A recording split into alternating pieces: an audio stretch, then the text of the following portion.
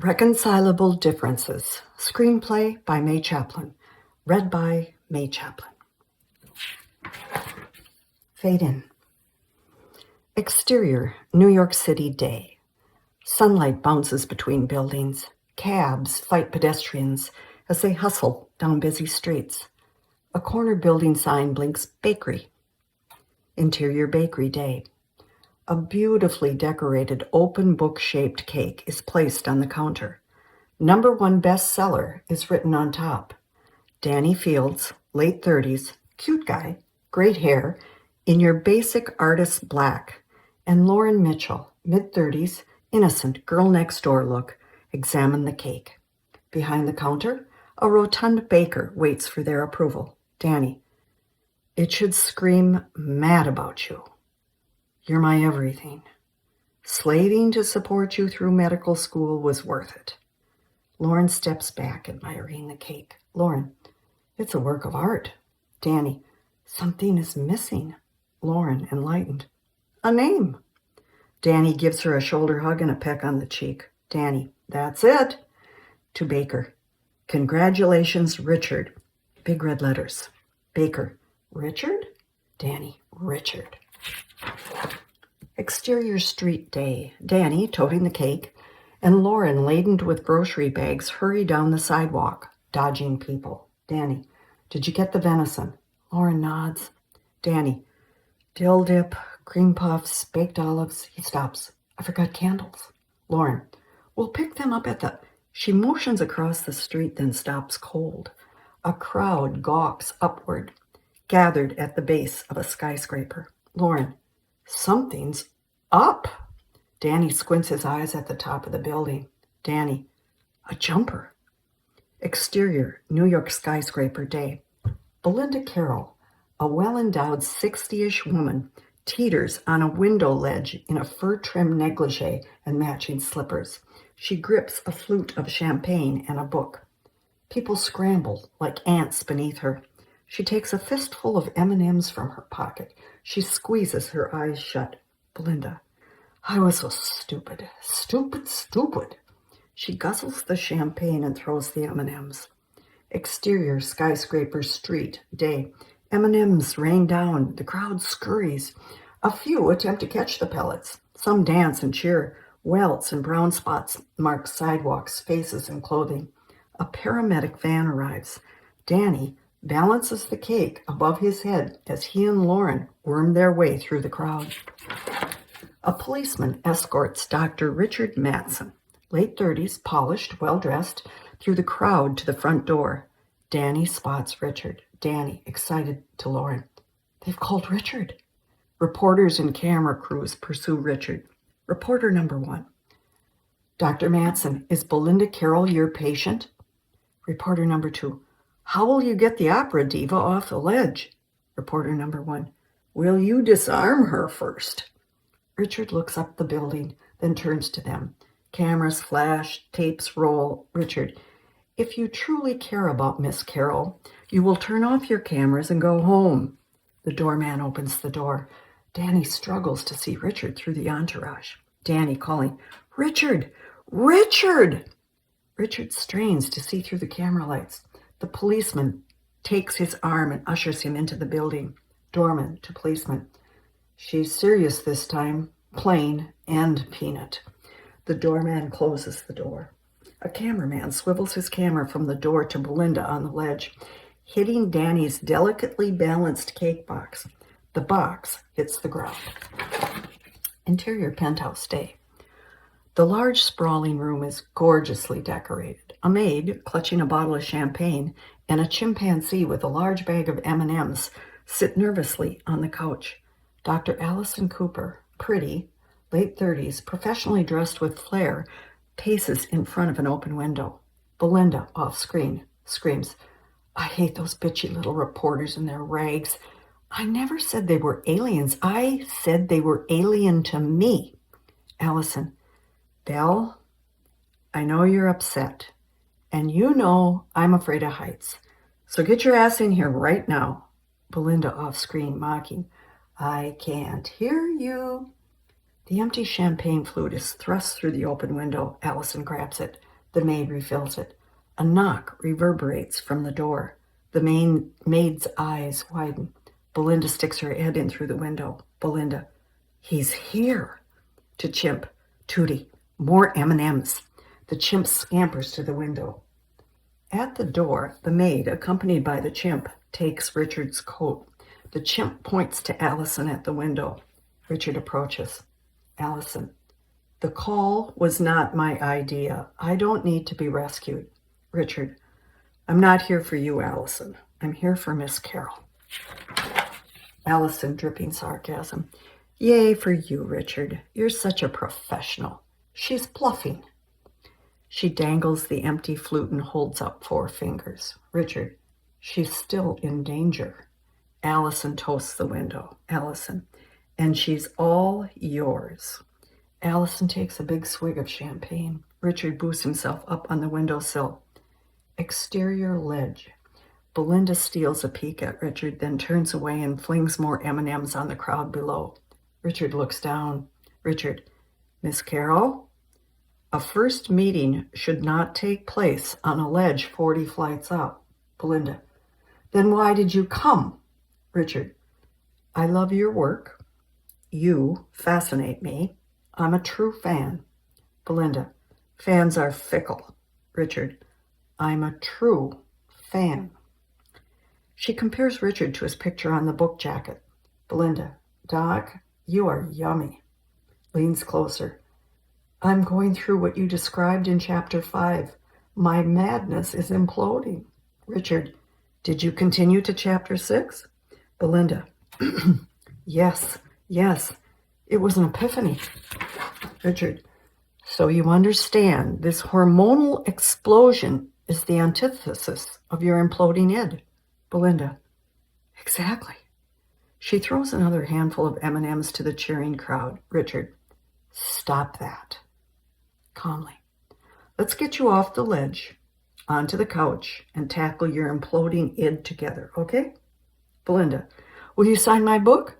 Richard, on the couch. Belinda extends her beautifully manicured hands smudged with candy coating. Richard grasps it. The chimp peeks out the window and screeches with excitement. Exterior street, day. Richard and the policeman exit the building into the swarm of media. Cameras rolled. Reporters fire questions. Additional patrolmen usher Richard to a waiting limousine. Before he gets in, he turns to the crowd. Richard, if you have questions regarding Miss Carroll's state of mind, buy a ticket and witness her performance in Madame Butterfly. Richard gets in the limousine. The limousine drives off. Reporter number 1 faces the crowd. Reporter number 1. Has Dr. Richard Matson exorcised Belinda Carroll's demons? Or is she merely fascinated by him, like most of America? Join us at 11 for the whole story on Entertainment Beat. Interior television studio later. Richard, Allison, and a talk show hostess sit on a set in front of the studio audience. The news clip plays on a monitor. Hostess, welcome to What's Hot. The audience claps. Hostess, today we have Dr. Richard Matson, author of the #1 best-selling book, Hormones and Madness, and Dr. Allison Cooper, our resident mental health expert. To Richard, Dr. Matson, I could not have given our viewers a better introduction than that reporter. America is nuts for this book. She holds up a copy of Hormones and Madness. Richard, I'm excited about that. Hostess, Dr. Cooper, how did you get in this mix? Allison, I've had a professional relationship with Miss Carroll for several years, and Dr. Matson and I were in med school together. Hostess to camera, in a moment, we'll find out what really happened at the Carroll penthouse this afternoon. Stay tuned for another great show on What's Hot. The audience claps. Interior Danny and Richard's apartment, same. The TV show, the What's Hot audience clapping. In a recliner, Saul Bernstein, 70, brightly colored clothes and a yarmulke, sleeps. The converted warehouse loft is airy and tasteful, except for huge paintings of romance book covers littering the walls. Hank, an old hippie in a wheelchair, loads up a plate at a table laden with platters of food. He is accompanied by his dog, Sarge, a mutt with a dog saddle filled with tools. Hank to Sarge. Venison medallions? Sarge barks. Hank loads on the venison. Lauren enters and places a platter of food on the table. Lauren to Sarge. Smoked oyster? Caviar? Sarge whines. Hank grimaces. Hank, we're not too hot on seafood. Lauren clears empty plates from the table. Mrs. Thornton, 80, cluttered with jewelry, fills her plate. Mrs. Thornton. Naked medallions? Where's Marlene's jalapeno choke cherry chutney? Lauren. On the way. Leave some venison for Saul. Mrs. Thornton gives the sleeping Saul an irreverent glance. Mrs. Thornton. I told the clown they were pork. She fills her plate with medallions. Lauren hustles back to the kitchen. Interior kitchen day. Pots and pans hang above the center island. A painting of a romance book cover looms above the sink. Danny smooths frosting over the smashed corner of the cake. He stands back and frowns. Lauren hustles in, unloads dishes, then opens the refrigerator. Lauren, where's the holly choke chut? Danny points to a jar on the counter. She grabs it and heads out, then turns back. Lauren, Danny, hurry, Richard's back on. Danny wipes his hands and follows her. Living room. All hands hold plates of food. All mouths chew. All eyes are glued to the TV. On TV, Richard's face fills the screen. Richard, I can't specifically talk about Miss Carroll. She is a patient. Dr. Cooper's. However, her struggles pattern the classic hormonal changes that affect over 50% of all women. My analysis is this: she's normal. Perhaps her manifestations are not. Allison wags her head. Allison, Richard, it takes big kahunas to say that, but it takes boobs to back it up. Hostess, do we need to go to commercial? Richard, I appreciate Dr. Cooper's skepticism, but apparent behavior due to hormonal swings is normal, but not necessary. Allison, oh, so now there's hormonal commandments. Richard ignores. My goal in the book is to give women information so they can accept and find solutions to the life changes that hormones dictate. Back to scene. Mrs. Thornton scoops chutney onto her plate. Mrs. Thornton, where was he when I needed him? Danny leans towards her. Danny, in kindergarten. Lauren scans the room. Lauren, where's Anne-Marie? Shouldn't she be watching Daddy on TV? Danny looks around. Danny calls, Anne-Marie, get in here. The group hushes him. Anne-Marie, a border collie, head down, meanders up to Danny. He points to the floor and she sits next to Sarge. Danny points to the TV and she reluctantly turns her head to watch. The phone rings. Danny answers, eyes still on TV. Danny on phone. Hello? I expect him soon. Writes a number. I'll give him the message. Danny opens a cell phone and presses buttons. Television studio. Richard's confident nod is interrupted by the hostess. Hostess, Dr. Madsen. America finds it fascinating that you have chosen female psychology as your specialty when, well, you are a gay man. And aren't you in a committed relationship? Richard jerks at the waist as if given an electrical shock. Living room. They're glued to the TV. Danny. Good, he got the message. Television studio. Richard gives her a confident smile. Richard. Civil union. I'm from Vermont.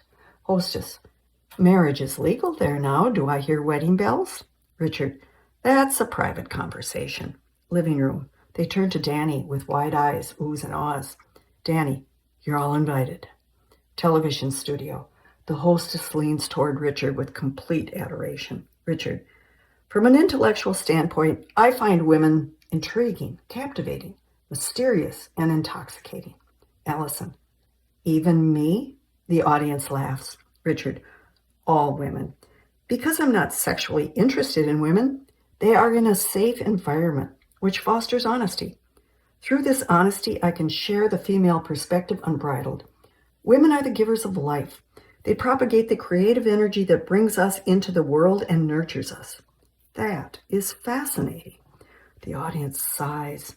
The hostess holds up the book. Hostess, you're breaking some hearts, Dr. Matson. Smiles. Check it out. Hormones and Madness by Dr. Richard Matson. The director signals a commercial. Richard and Allison stand. The hostess extends her hand to Richard. Hostess, let's do a follow-up. Richard, magnanimous smile. Anytime. Thanks for promoting the book. Richard walks off the stage. Allison catches up to him. Allison, wasn't taking Belinda from me enough? Richard, I don't want your television job or Belinda. Technicians unhook microphones, oblivious to the conversation.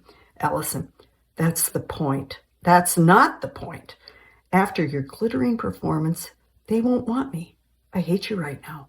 Richard turns to her with surprise. Richard, you're jealous.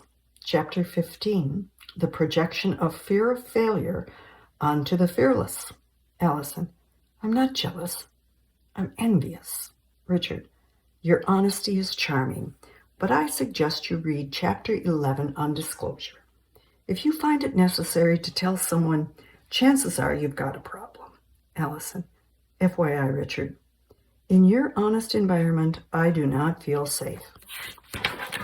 He gives her a condescending smile and walks away.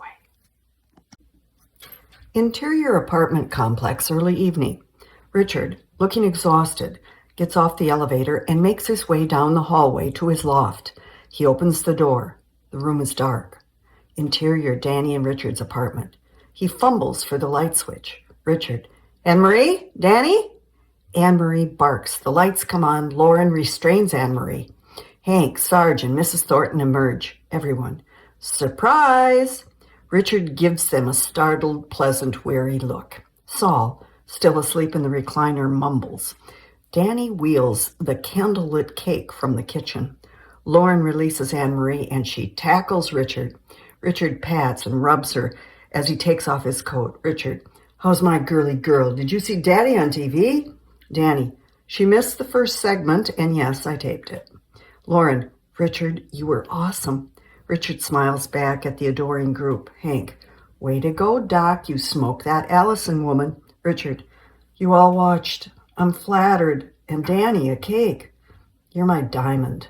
Mrs. Thornton, any excuse for a party. Saul lifts his head from the recliner. Saul, or a protest. Mrs. Thornton shoots him a disgusted look. Danny, blow out the candles. Richard, this is fabulous. Richard stoops to blow, then points to the smashed corner. Richard, is this supposed to be a book? Danny, it was a book. Took a tumble. Richard gives a skeptical nod, then blows out all the candles in one try. They applaud. Danny, cake anyone? Sarge barks and hurries to the plates. Richard dips his finger in the frosting. Richard, buttercream. Danny dishes up the cake. The telephone rings. Richard answers. Richard, swallowing frosting. Hello?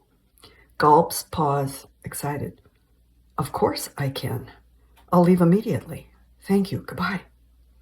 The room is quiet. They all stare at a stunned Richard. Richard, Larry King live. The First Lady canceled. Richard grabs his coat. Richard, churlish. Why didn't you tell me Larry called? Danny, I sent you a text. Richard's hand goes to his cell phone on his belt, remembers, nods, and makes a beeline to the door. Danny follows. Danny, when will you be back? At the door, Richard hurries down the hall. Richard, I'll call. The whole party, except Saul, including the two dogs, congregate and watch him get on the elevator. Hank, hey, Ricky, snap old Lars' suspenders for me. Richard, fix the leaky faucet. Hank nods. Sarge barks. Richard gives him the thumbs up and gets into the elevator. Mrs. Thornton, break your legs. Lauren, knock 'em dead, Richard. Richard turns to Danny, mouth gaping. Danny, I'll tape it. The elevator door closes. Anne-Marie lies down in the hall and stares at the elevator. Living room. Still in the chair, Saul lifts his head up. Saul, Richard, the book stinks. Closes his eyes.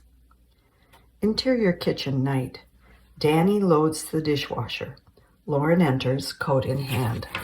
Lauren, got Saul to bed. Hank and Sarge took Anne-Marie on her walk. Tell Marlene Mrs. Thornton wants another jar of holly chocolate. Inattentive Danny nods. Lauren turns his face to hers. Lauren, that's the I don't like this nod. Danny, you know me so well. Lauren, we live together, and your face is a billboard. Danny, well then Richard doesn't know how to read. Lauren, he knows. You just don't like what he does with the information. Danny, it's his turn to shine.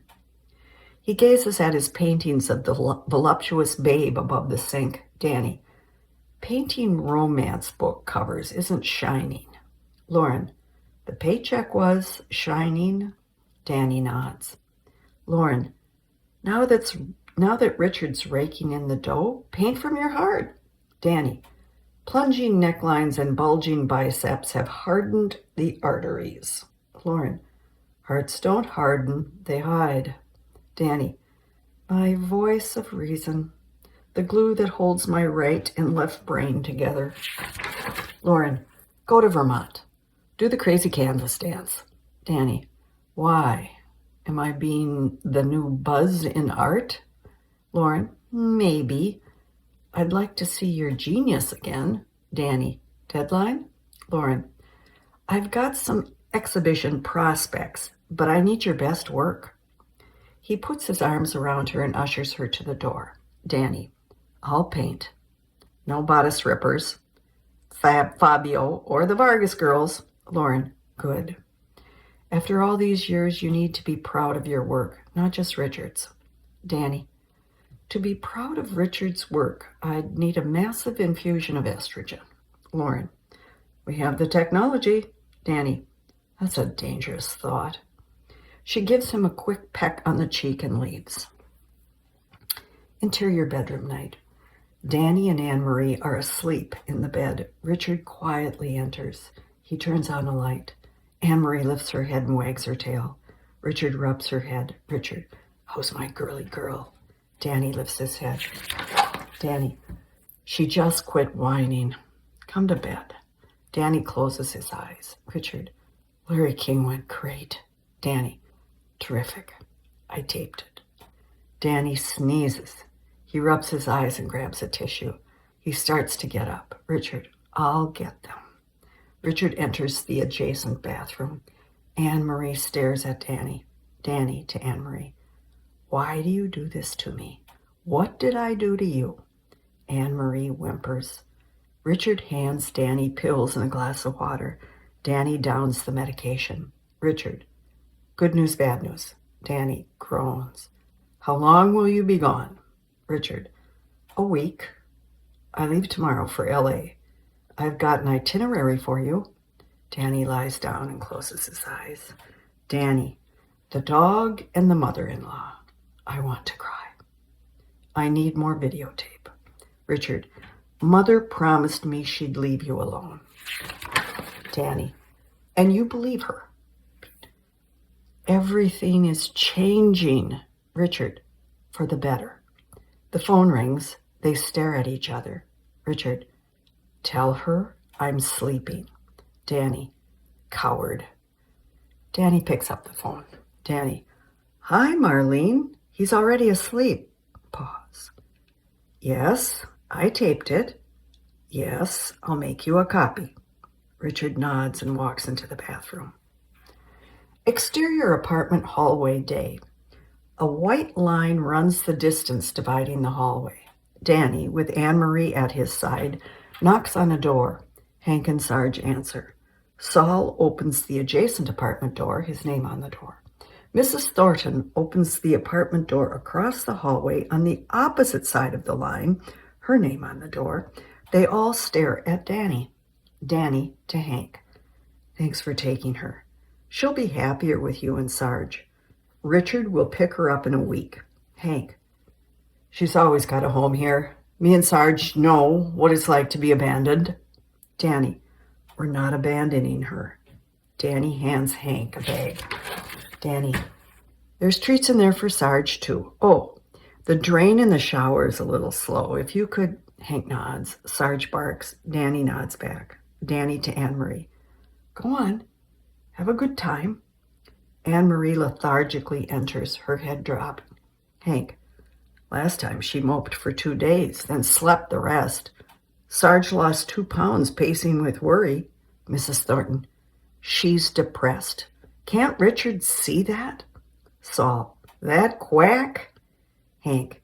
She needs Vermont fresh air and long walks in the woods. Danny. The dog is fine. Hank. Sure. Call her a dog. You'll feel better when you walk out that door and drive away. Saul. I've been called a dog. Mrs. Thornton. A dirty dog. Hank. I thought you two had a peace treaty. To Danny. If she starts convulsing or going into shock, I'll call. Danny. I'm allergic to her. You can't guilt me. They stare at them. Interior car day. Danny drives a Volvo wagon down the freeway. Anne-Marie hangs her head out the window in delight. Danny. Same rules as always. You sleep in the spare bedroom, and the studio is off limits. If you want to hang with Marlene, that's fine. Are we clear on this? Anne-Marie barks. Danny sneezes and blows his nose.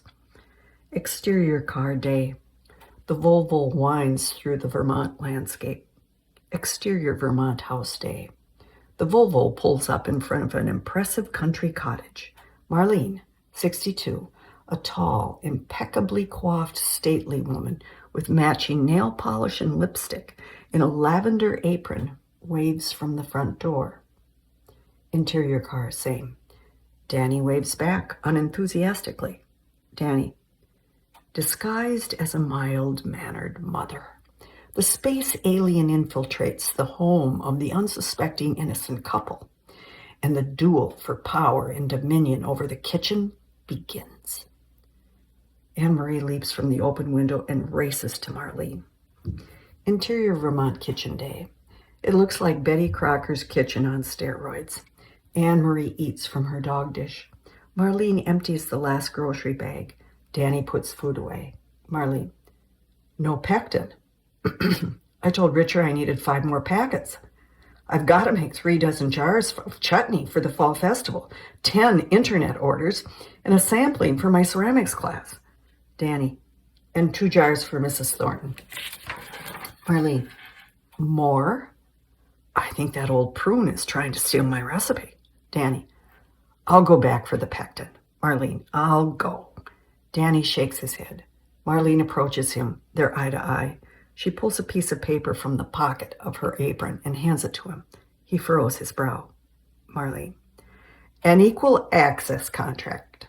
I promised Richard I wouldn't get in your way. My quarters are on the cramped side, but comfortable.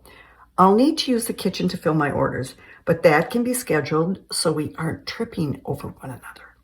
Danny rips the paper up, deposits the pile on the counter. Danny. Marlene, we don't need a contract. Use the kitchen anytime you want. Marlene. Thank you. She smiles and sits down. Anne-Marie snuggles up to her. Danny. If you keep busy, we'll be fine. I just need time to paint. Lauren's trying to arrange a show, my big debut. Marlene. How is that, dear sweet girl? Danny. Wonderful, as always. Marlene. Now there's a child a mother can be proud of. I always wanted a girl in the family. Danny. Stop that. You're crazy proud of Richard. Marlene. I am. I just think it's strange that a man that finds women intriguing, captivating, and mysterious avoids his mother.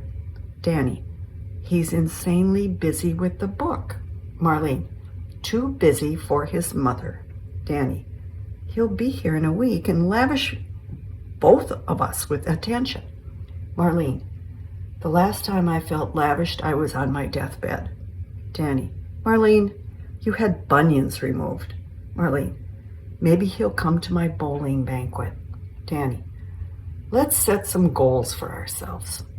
By the end of the week, you'll have filled your chutney orders, and I will have envisioned and sketched a painting. Marlene. I was right. We do need a contract. Danny picks up the contract scraps. Danny. Yes, and tape. Anne-Marie barks. Interior LA Airport Day. Richard hurries down the concourse pulling his luggage. Blocking his way is a crowd of people peering through windows at a private jet surrounded by police. He joins them, standing between a man and a woman. A security guard approaches the group. Guard, break it up, folks. Move to the other side of the yellow line. We're clearing this gate. Richard, what's going on? The woman shows him her iPod. Woman, someone is being held hostage. Guard, let's move, people. The guard herds the group away from the gate area. The man leads towards the woman's iPod for a better look. Hormones and Madness falls out of his carry-on case. Both stare at the picture of Richard on the jacket. Then Richard. Woman, excited. It's Dr. Richard Manson. The group stops moving and stares at Richard. Man, I saw you on Larry King. No, Letterman. Oprah? Richard, that's next week.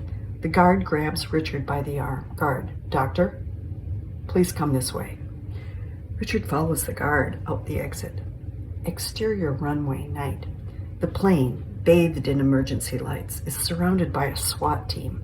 News personnel from the peripheral give reports to rolling cameras. Richard, wearing a bulletproof vest, huddles with men in suits next to a van. Serious man. She'll only give the gun to you. Richard, and then escort them out. Serious man. You're sure? Richard nods. The men quickly fit him with a ballistic shield and helmet. Serious man on walkie-talkie. He's going in. The men back away. Richard, in full SWAT gear, studies the scene. He catches a glimpse of himself in the van mirror. Admiringly, he adjusts the helmet, takes a deep breath, heads towards the plane. Interior art studio night. Danny surveys an abstract pencil sketch on a massive canvas, perched on an easel. New Age music wafts from the stereo. Pencil in hand, he leans toward the canvas.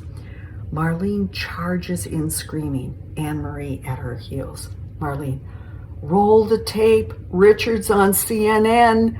Danny jolts. The pencil flies from his hand. Anne-Marie catches it in her mouth. Danny races to the door, tripping over the leg of the easel. Living room. Danny and Marlene stare at Richard in full SWAT gear on TV. Anne-Marie lies at their feet, chewing the pencil. Richard, this agent succumbed to delusions that the Secretary of State was being mind-controlled by demons. Her efforts were to save the Secretary from their manipulations. The TV picture switches to a newsman behind the desk. Newsman, this is hormonal? How about nuts? The woman held a gun on our Secretary of State for hours. Richard, I don't judge. Hormones can lead to erratic actions. I try to understand the thought process of the patient and lead them to a safe place. They're both safe now. Newsman, not only a best-selling author, a patriot. The program goes to commercial. Danny turns off the VCR. Marlene, did we get it?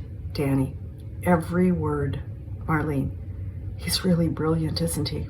Danny, yes, but he knows nothing about space and color. Marlene, or chutney. Danny, or symmetry. Marlene, or bowling. Danny and Marlene nod. Danny pulls the chewed pencil from Anne-Marie. Danny, I'm going to find another pencil and go back to work. Marlene, I'm going to bake scones. The telephone rings. Marlene, it's Richard. Danny picks up the phone. Danny, on phone. Hello, patriot of the press. Smiles, nods. She's in heaven. Marlene beams. Your mother's doing good too. Marlene takes the phone from Danny. Marlene on phone. I don't approve of the dangerous people you're involved with. Interior Vermont kitchen night. Seated at the table, Danny spreads chutney on a scone. Marlene pours him a cup of tea, then sits down. Marlene, let me know if they need sugar.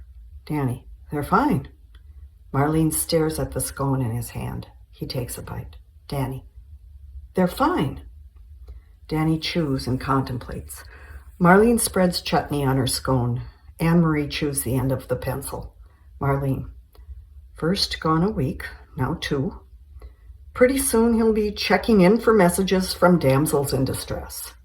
Thank God we got the dedication at the beginning of the book. Danny smiles. That was nice, wasn't it? Marlene. Crumbs of affection. Danny. He has a small window of opportunity to advance his career, and we've got to be supportive. Marlene. You've got to be supportive. You're his partner. Danny. Fine. I've got to be supportive. But since we live together, we're going to get along better if you're supportive.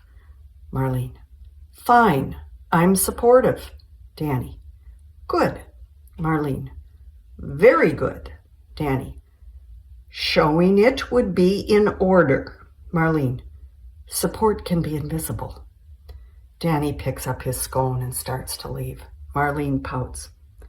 This means he's going to miss my bowling banquet. He cautiously turns back. Marlene gives him a questioning, wide-eyed stare. Danny. You can't be serious. Interior studio morning. Sunlight tumbles across the floor onto the canvas propped on the easel. Danny, pencil in hand, studies the faint lines of the sketch. Music plays softly. The kitchen telephone rings. Danny opens the door and hurries to the phone. Anne-Marie sneaks into the studio. Kitchen. Danny grabs the cordless phone. Danny. Hello? Paul. Did they get his good side? Interior art gallery. Lauren, cell phone to her ear, newspaper in hand, lays flat a newspaper on a desk. A picture of Richard in SWAT gear stares back at her, intercut with Danny. Lauren. I didn't know he had a bad one. There's a reference about you. Danny. What does it say? Lauren reads. Dr. Madsen has an apartment in New York. However, he spends most of his time in Vermont with his partner and his widowed mother. Danny. That's it? Lauren. That's it. Danny. I have a name. Lauren. Danny, are you all right? Danny. That apartment is in my name. We lived there first.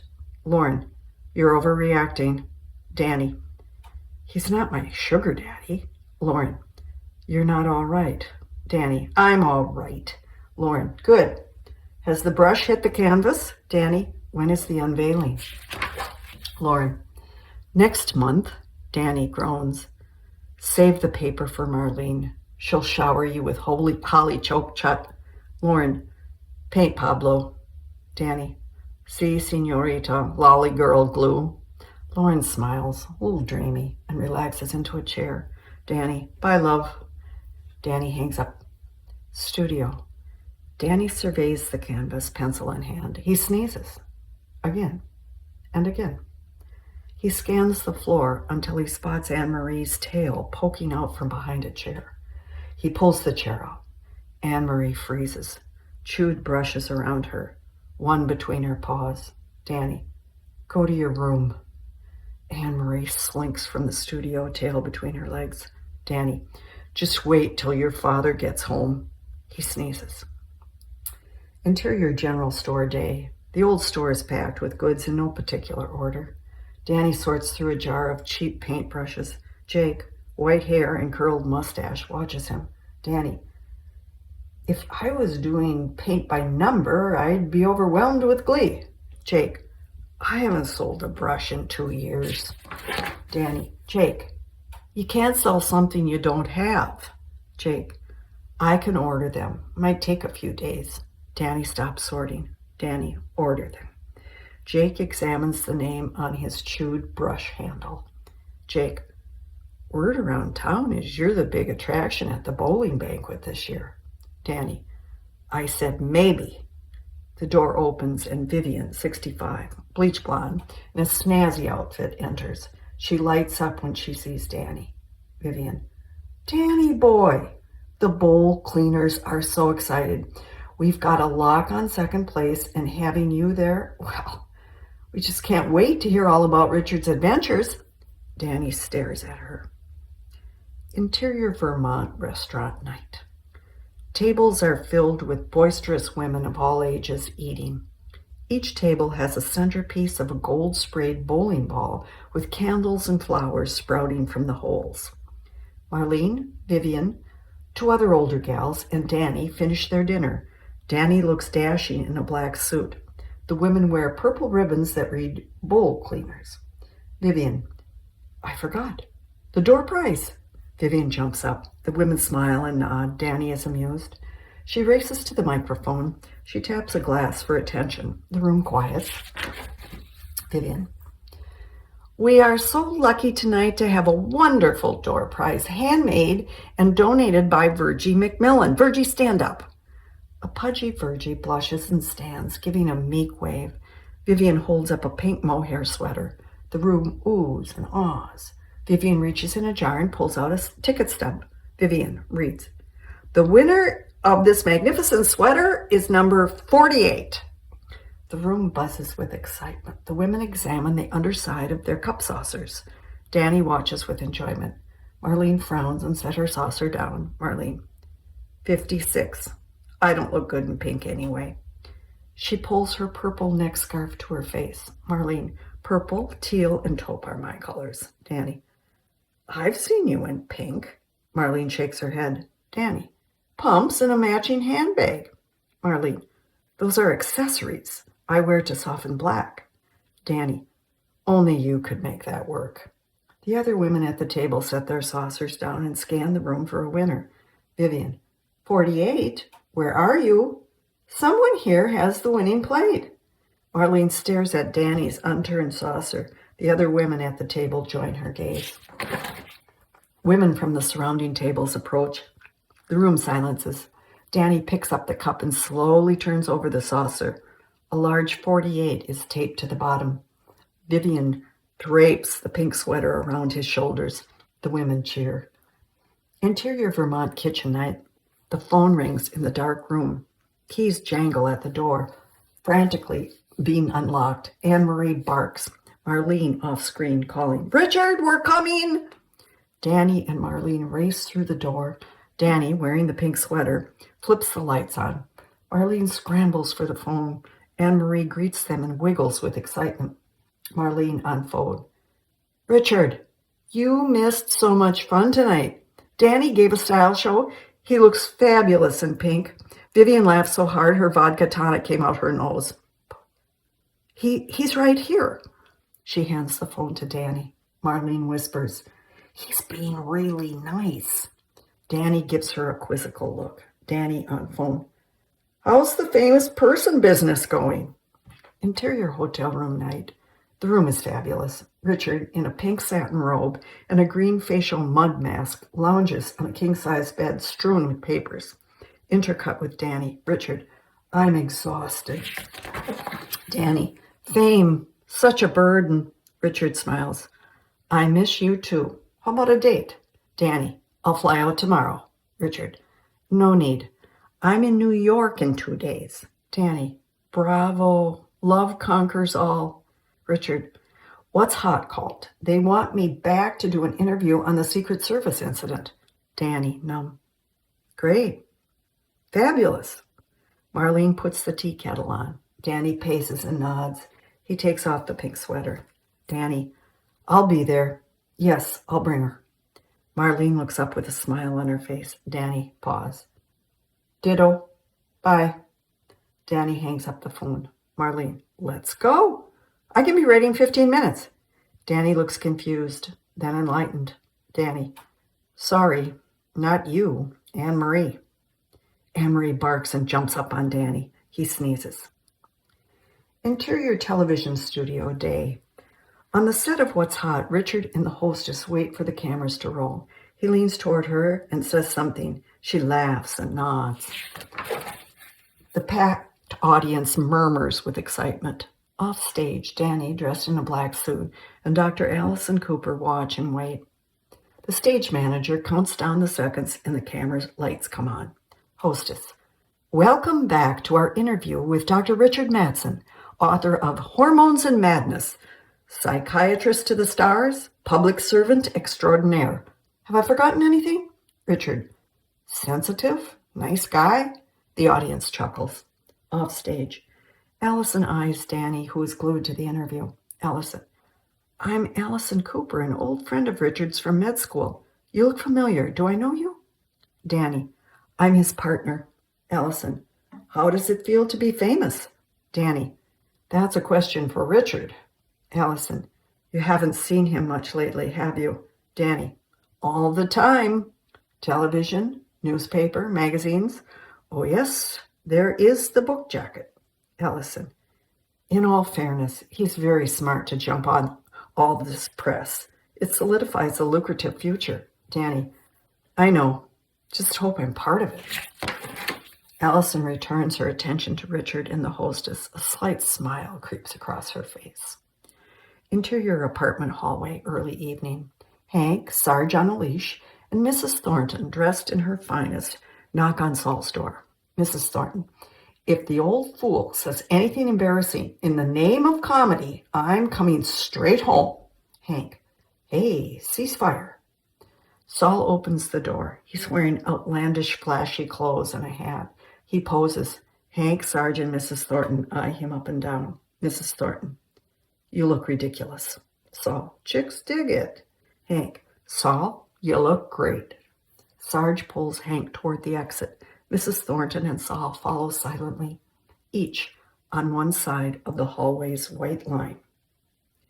Interior TV studio set night. Richard, hostess, and Allison shake hands with members of the audience. TV cameras are pushed to the side. Off stage, Danny's holding coats, checks his watch. He catches Richard's eye and motions to him. Richard nods, whispers to the hostess, and joins Danny. Danny. We're running late. Richard. There are books to sign. Go. I'll catch up. Danny. They want to see you. You're the celebrity. Richard smiles. But you're my star. Handle it. Winks. Danny gives him a reluctant smile. Richard backs up to return to the set, almost bumping into Allison. Richard to Allison. Thanks for the backup on the cognitive therapy issue. Allison. When you're right, you're right. No point in committing professional suicide on television. Richard, or anywhere else. He heads for a table and chair surrounded by a long line of audience members holding books. Danny and Allison glare at Richard's, charming his fans. Allison, he doesn't realize what he's doing to you, does he? Danny, not a clue.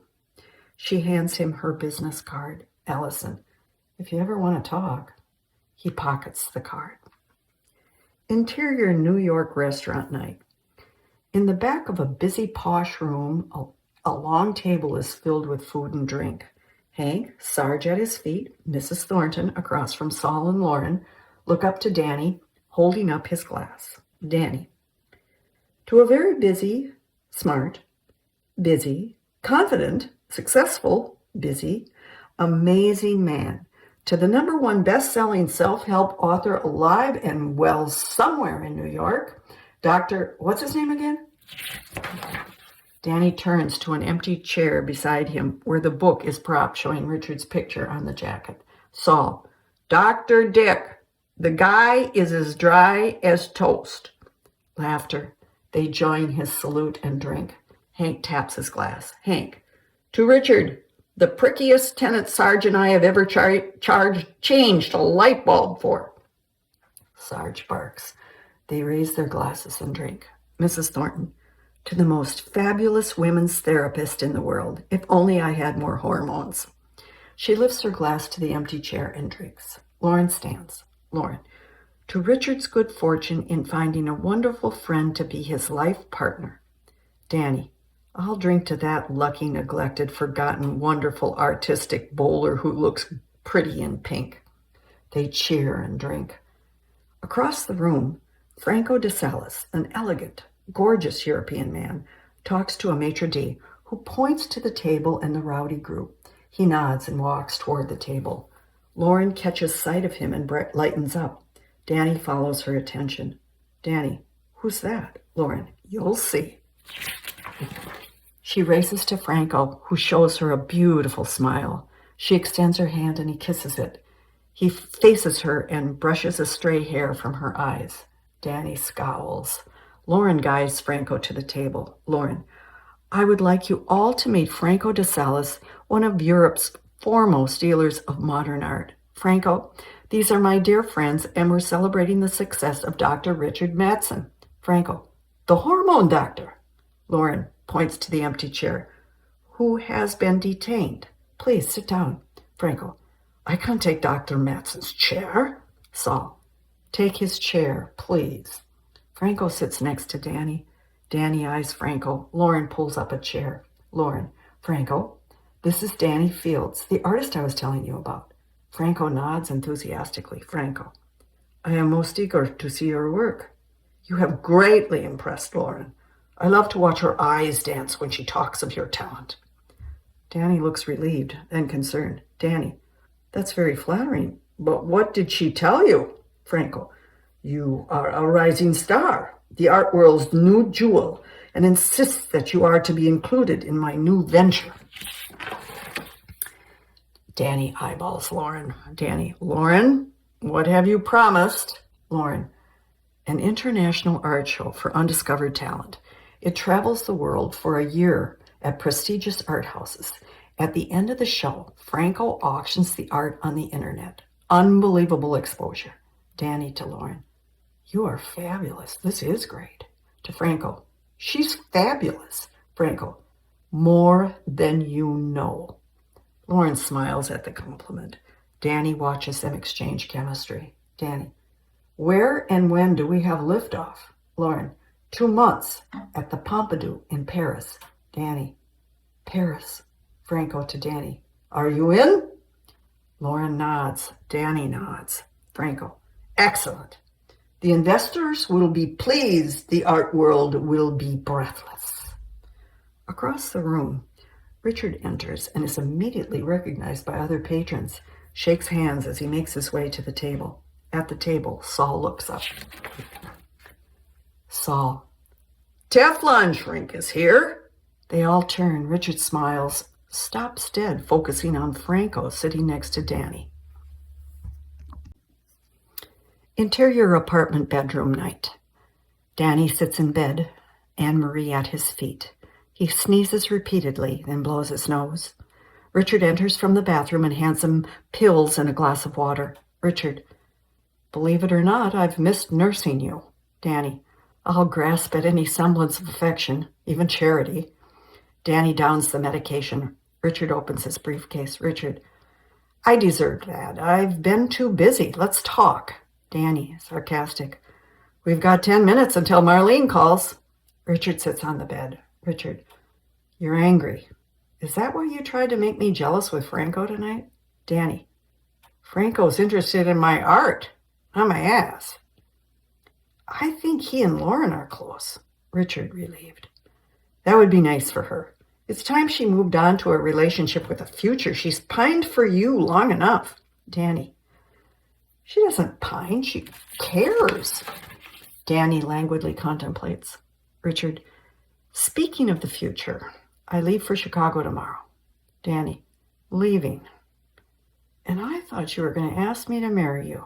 Richard, Oprah wants me back. Danny, I want you back. Richard, what's that supposed to mean? Danny, I miss you and you don't miss me. Richard, I thought we covered the jealousy thing. Danny, we did, but now I want to cover the priority thing. Richard opens his arms to him, inviting an embrace. Richard, come here. Danny, don't touch me. Richard pulls back and glares at him. Danny playfully grabs his listless hand. Richard pulls his hand away. Danny, you usually laugh when I say that. The phone rings. They stare at it. The phone rings again. Danny, are you sleeping? Richard, no. I want to hear about the bowling banquet. Danny hands him the phone. Interior art gallery day. Large crates sit in the center of the gallery showroom. Workers set up lighting and stands. Lauren admires a beautiful glass sculpture from the crate. Danny enters from the street carrying a bag. He watches Lauren. Danny, let me guess, from Europe. Lauren turns and smiles. She respectfully sets the glass piece down. Lauren, Prague. Danny, the Franco connection. Lauren, he helped. Lauren touches the bag. Lauren, for me? Danny, in a roundabout way. Danny pulls a fistful of brushes from the bag. Danny, Anne-Marie decided I needed new ones. New brushes, new paintings. Lauren, can't wait to see them. Danny, you and me both. Puts brushes in bag. Latte before I head back to Vermont? Gives her the begging puppy dog look. Lauren, this visit isn't about art, is it? Exterior park day. Danny and Lauren sit on a bench, sipping coffee from paper cups. The fall colors on the trees are beautiful. The park is alive with activity. Lauren, you need to tell him. Danny, he doesn't want to hear it. Lauren, he loves you. Danny, it's like begging. He'll be magnanimous and catch a plane to save some woman. Lauren, what do you want from him? Danny, attention. I don't feel important or interesting anymore. Lauren, you need to paint. Danny, I'm painting. Lauren chuckles. Maybe you need a psychological disorder to rekindle the romance. Danny, hypochondria, obsessive compulsive, or a little kleptomania. Lauren, get thrown in a Vermont jail. Danny, he'd rush home. They chuckle. Not the kind of closeness I need. She sits straight up, as if struck by lightning. Lauren, maybe, slumps. No, it wouldn't work. Danny, what? Lauren, he'd see right through it. Danny, share. Lolly girl, tell all. Lauren, what if you had a hormone problem?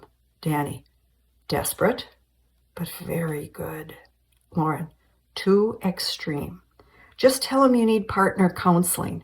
Danny, I'll end up going solo and depressed. He wags his head in frustration. Lauren, paint. It'll all work out. She nods. He nods. Lauren, you must be ready for the opening. Danny, moi? Mr. Deadline? Of course. They may not be dry. Lauren smiles. Franco has asked me to be his curator. I'd be gone a year. Danny gawks at her. Lauren, I'll show the art world your genius. Pete, hey, this is good news. Danny, it is. Congratulations.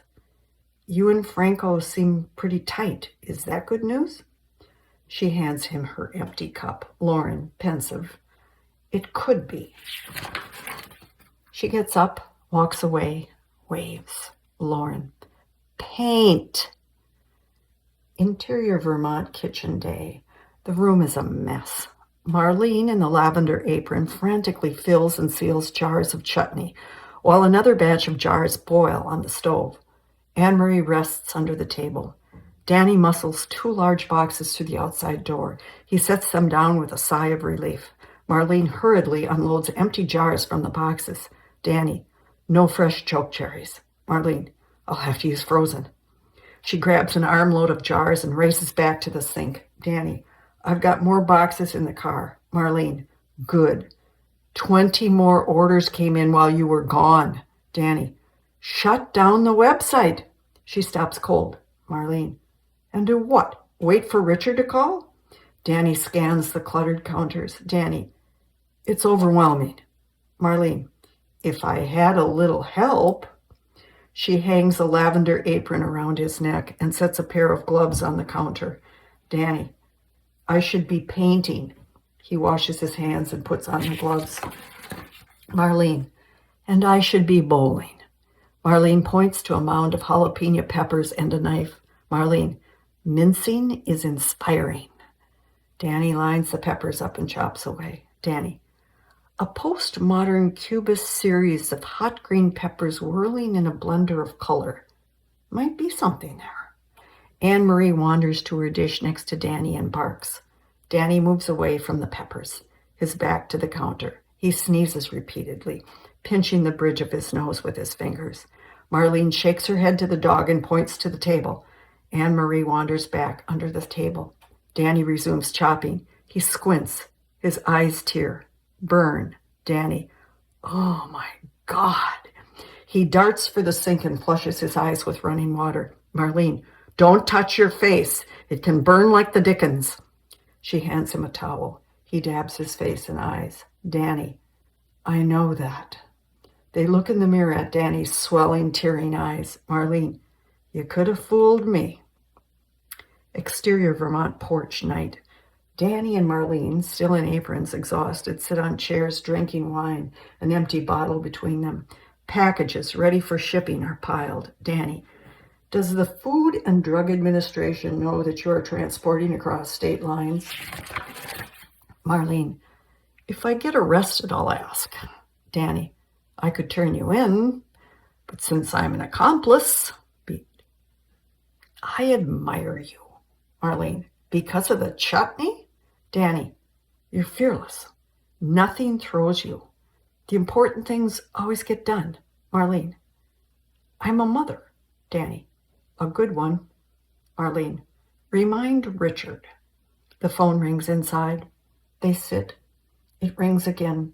Marlene, you know who? Danny, I wonder what imbalanced femme fatale he's rescued now. Marlene, he'll leave a message. They click glasses and drink. Interior studio day. Sunlight tumbles across the floor. Soothing music plays. The pink sweater graces a red chair. Danny paints pink onto a green canvas. From the other side of the closed door, Anne-Marie whines. Danny, no. More whining. Danny, I can't trust you. A scratch at the door. Danny, go away. Marlene wants you. Danny hangs his head, waiting. A bark. He walks to the door. 2 barks. Danny opens the door a crack and peeks. Anne-Marie stares back at him, his medication bottle at her feet. He opens the door. She struts into the studio. Danny picks up the bottle, smiles. Marlene, wearing her lavender apron, approaches, carrying a glass of water. Marlene, she snuck out of the kitchen. Let's face it, she wants to be with Richard, and you're as close as she can get. They turn to the dog. Anne-Marie barks. Danny takes the glass of water. Danny, I surrender. He downs the medication. Marlene unties her apron. Marlene, I'm making a Pectin run to town. Anything you need? Danny, 3 completed masterpieces. Marlene, you're on your own, Rembrandt. Marlene turns to go, her apron on her arm. Danny eyes the lavender apron, the red chair, and pink sweater, the canvas, then back to the apron. Danny, Marlene. She turns. He points to the apron. Danny, can I borrow that? Interior Marlene's bedroom. Day. Wearing the apron, Danny rummages through the closet, flinging clothes across his arm, shoulder, and neck. He opens the curtains and compares the colors in the sunlight. Exterior Vermont house day. In the viewfinder of a camera. Through a window, Danny puts a purple scarf around his neck. The camera clicks. Bedroom. He eyeballs a rainbow row of nail polish bottles at a table. He runs his finger down the row. Interior studio day. Still wearing the apron, Danny arranges Marlene's array of bright colored clothes and the pink sweater on the red chair and the surrounding floor. He compares the colors of his polished nails and the clothes to the palette. He lifts the purple scarf around his neck to the palette. He frowns. Exterior Vermont house day. Danny, still wearing the apron and scarf, carries an armload of Marlene's clothes from the house. Click. Danny gets into the Volvo. Click. Interior general store day. Danny, wearing the apron, the scarf, and a sweater, hovers over Jake and the paint chart. The paint mixing machine jiggles and whirs in the background. Brushes clutter the counter. Jake, the closest is Egyptian sunset. Jake holds a paint sample chart to Danny's painted toenails. Danny, more red. They study the colors. Jake, how about midnight mauve surprise? Danny, do it. Jake turns on the mixer. Exterior general store day. Danny, wearing another layer of Marlene's clothes, loads paint cans into the Volvo. Through a zoom lens, the scarf falls to the ground. Danny picks it up and ties it around his neck. Click. Exterior grocery store day. Marlene and Vivian exit carrying bags of groceries. Vivian spots Danny.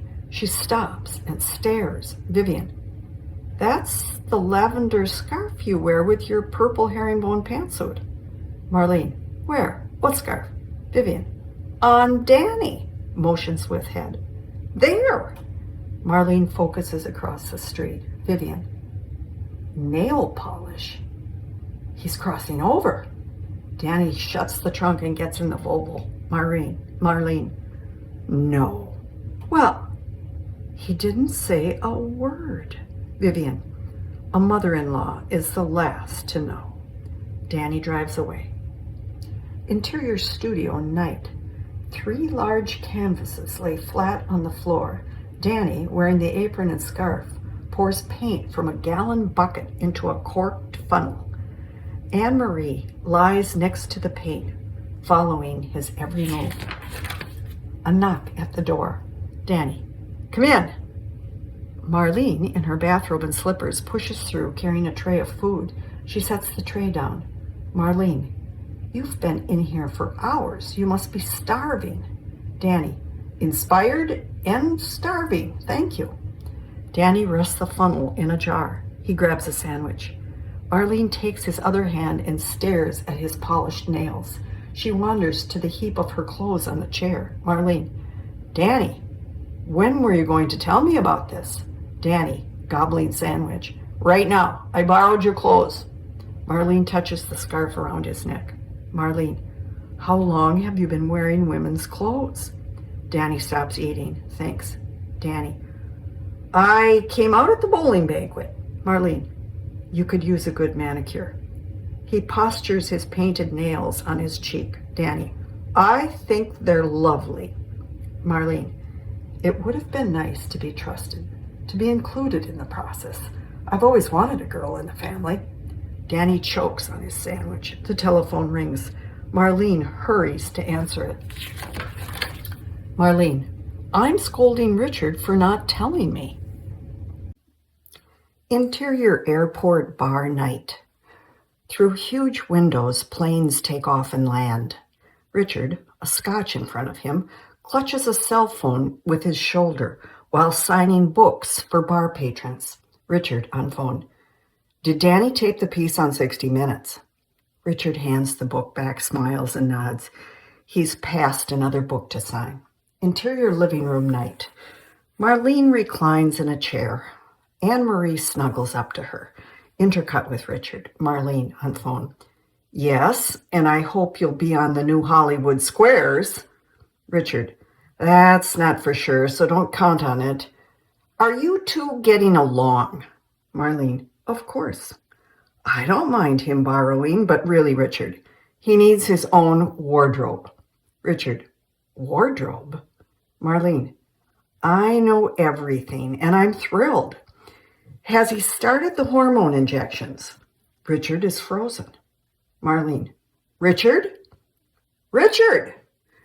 Richard loses the grip on the book in his hand. It hits the glass of scotch on the bar. The drink spills on his pants. He stands. The cell phone falls to the floor. Everyone gawks. An anxious bartender dabs his pants with a napkin. Studio. Danny swerves the paint from the funnel across the 3 canvases, creating an exotic, wavy, wild design. Marlene and Anne-Marie enter. She extends the phone to him. Marlene, he's playing dumb. Danny takes the phone. Anne-Marie sniffs the wet paint. Danny on phone. Creation, at last. Pause. Slow down. You're not making sense. Danny motions Marlene to get Anne-Marie away from the paint. Marlene grabs her collar. Anne-Marie licks Marlene's face affectionately. Danny, on phone. Face falls. We'll be there. Danny clicks the phone.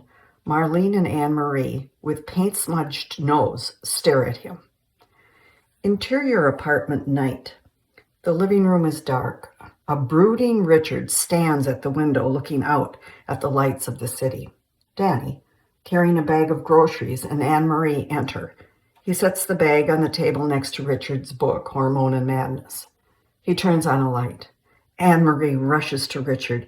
He pats her head affectionately. Danny, I picked up Chinese. Richard, Not hungry. Danny, I'm starved. He digs out a box of food and chopsticks from the bag. Richard, sit. Danny, food in hand, and Anne-Marie, sit down. Richard takes the chair across from them. Danny, what's going on? Richard, my sentiments exactly. Danny, if this is about Marlene's clothes. Richard, this is about wearing her clothes in public, about hormone replacement therapy, about a sex change. Anne-Marie hides behind the chair, paws on her head. Danny, it's not what you think. Richard, I'm not playing your little game. Richard gets up, paces. Danny, I don't want to be accused of something I didn't do. Richard, that's generic. Danny, I'll be specific. You weren't there. You don't know what happened. Richard, and you're going to tell me. Danny, when you calm down. Danny scoops a kung pao chicken into his mouth. Richard moves in inches from Danny's face and yells. Richard, I don't want to be married to a woman. Danny, as he chews. That's a headline that won't go away. Anne-Marie wiggles over to Richard. He ignores her. Richard, it's not the time for sarcasm. Danny tosses the food on the table and picks up the book. Danny, not quite sure of the chapter number, but I'll quote you, waves the book. When you gotta tell somebody, chances are there's a problem. Richard, my problem is you. Danny, me, Danny the man, or me, Danny the wannabe woman? Richard, perhaps both. Danny, you're married to me because I have a certain psychological parts? If that changed, you'd be gone?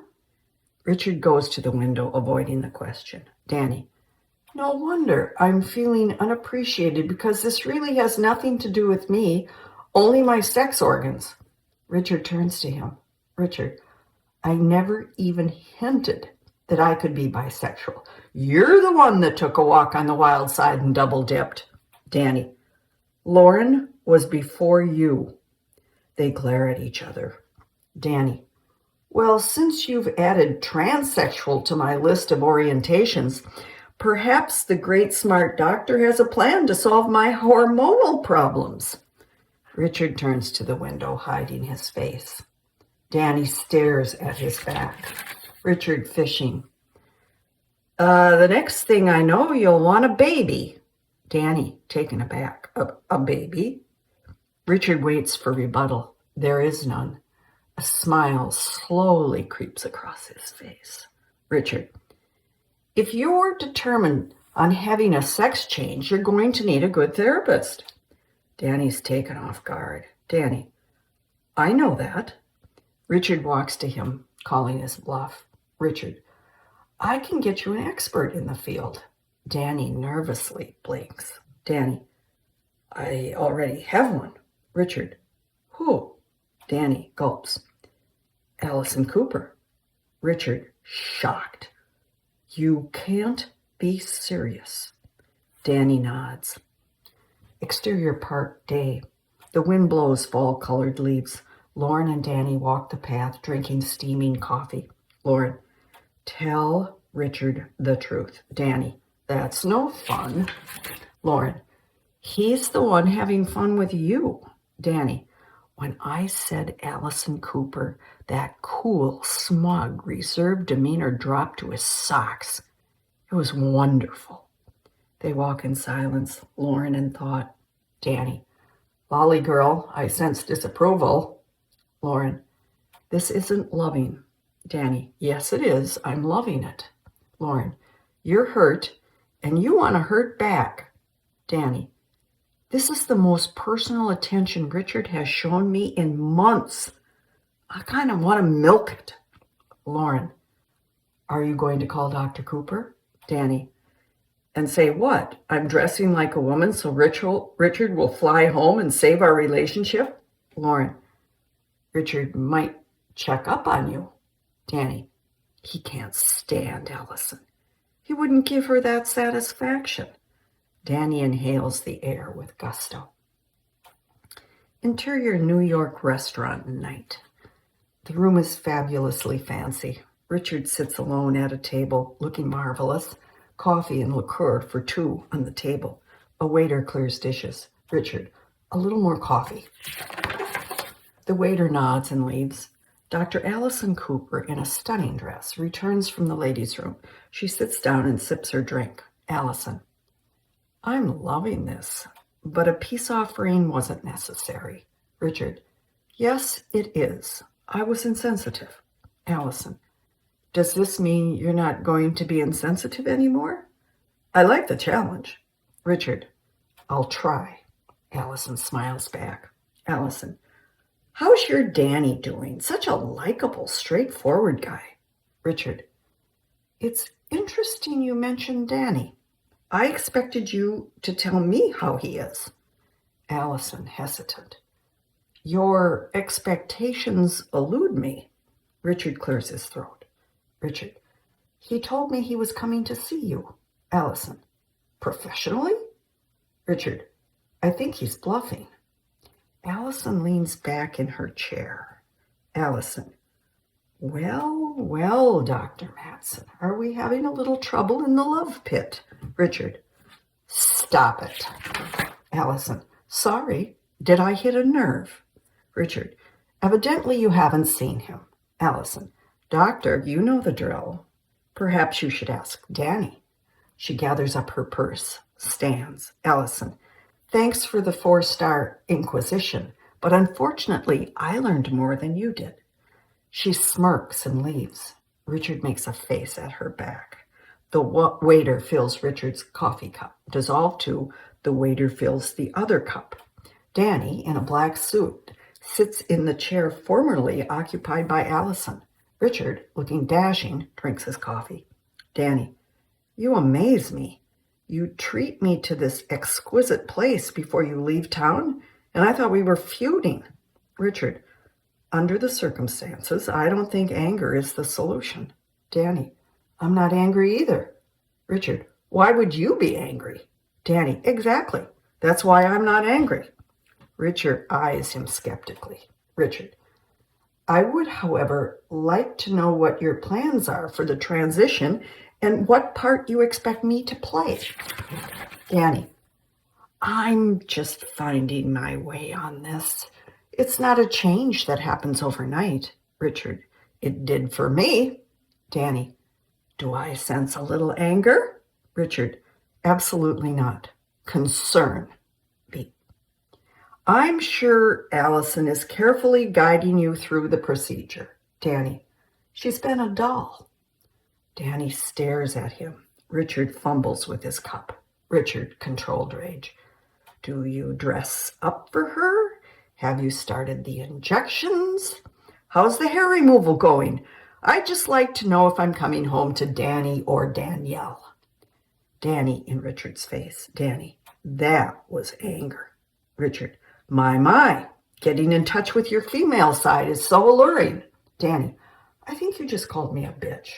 Richard, perhaps Allison should throw in some fair fighting sessions. You're in dire need. Danny, you're not in control, and you can't stand it. I've made this decision without your permission, and you're acting like a spoiled frat boy. Richard, we're not talking about leftover hors d'oeuvres. We're talking about our life together, and if we have one. So if I'm behaving in a manner you don't approve of, please forgive me. But the prospect of having sex with a woman makes me want to. Danny, well, we're finally making progress. Honesty. Richard throws down his napkin and stands. Richard, you want honesty? I'm thinking divorce. Danny's jaw drops. A camera clicks. Richard storms out. Click, click. Danny scans a room full of patrons staring back at him. Interior art gallery night. Danny, on a ladder, adjusts a spotlight to shine on a glass sculpture. Lauren stands back, directing. Lauren, a little to the right. Down. Perfect. Danny, do you think he's bluffing? Lauren, I think he's mad. Danny, that's what I told him. Lauren, I bet he loved that. You need to tell him the truth. Danny, I don't want to. What's wrong with me? Lauren, you need to see Dr. Cooper. Danny, maybe she could talk me out of the sex change. Do you think he'd buy that? Lauren, only if he wants to. Danny, maybe you could tell him.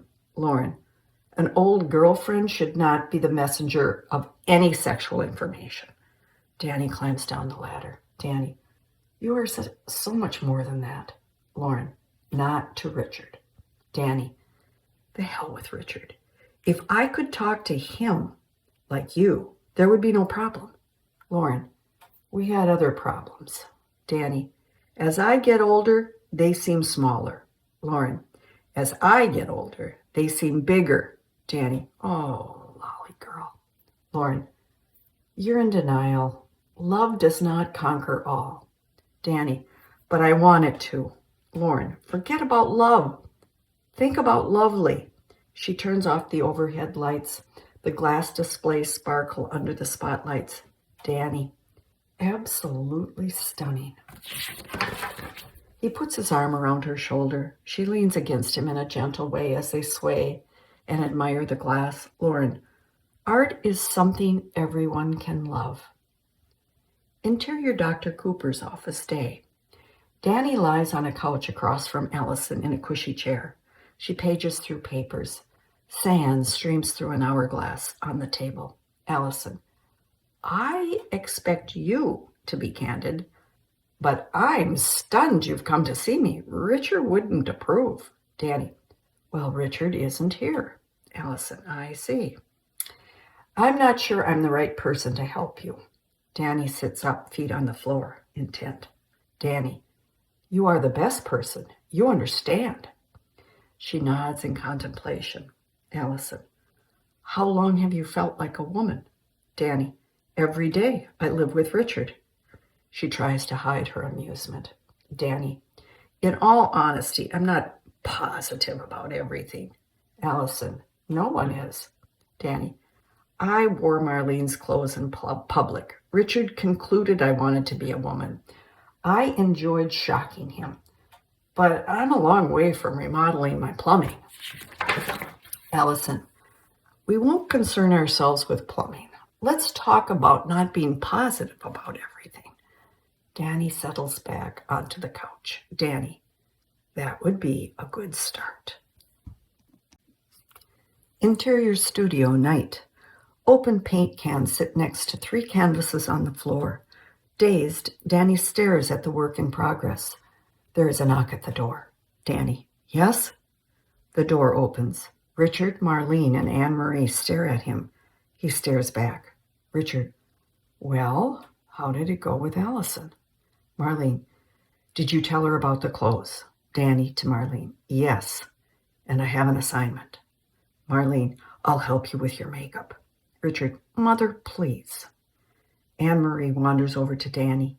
She nudges his hand with her nose. He pets her. Richard, did she ask about me?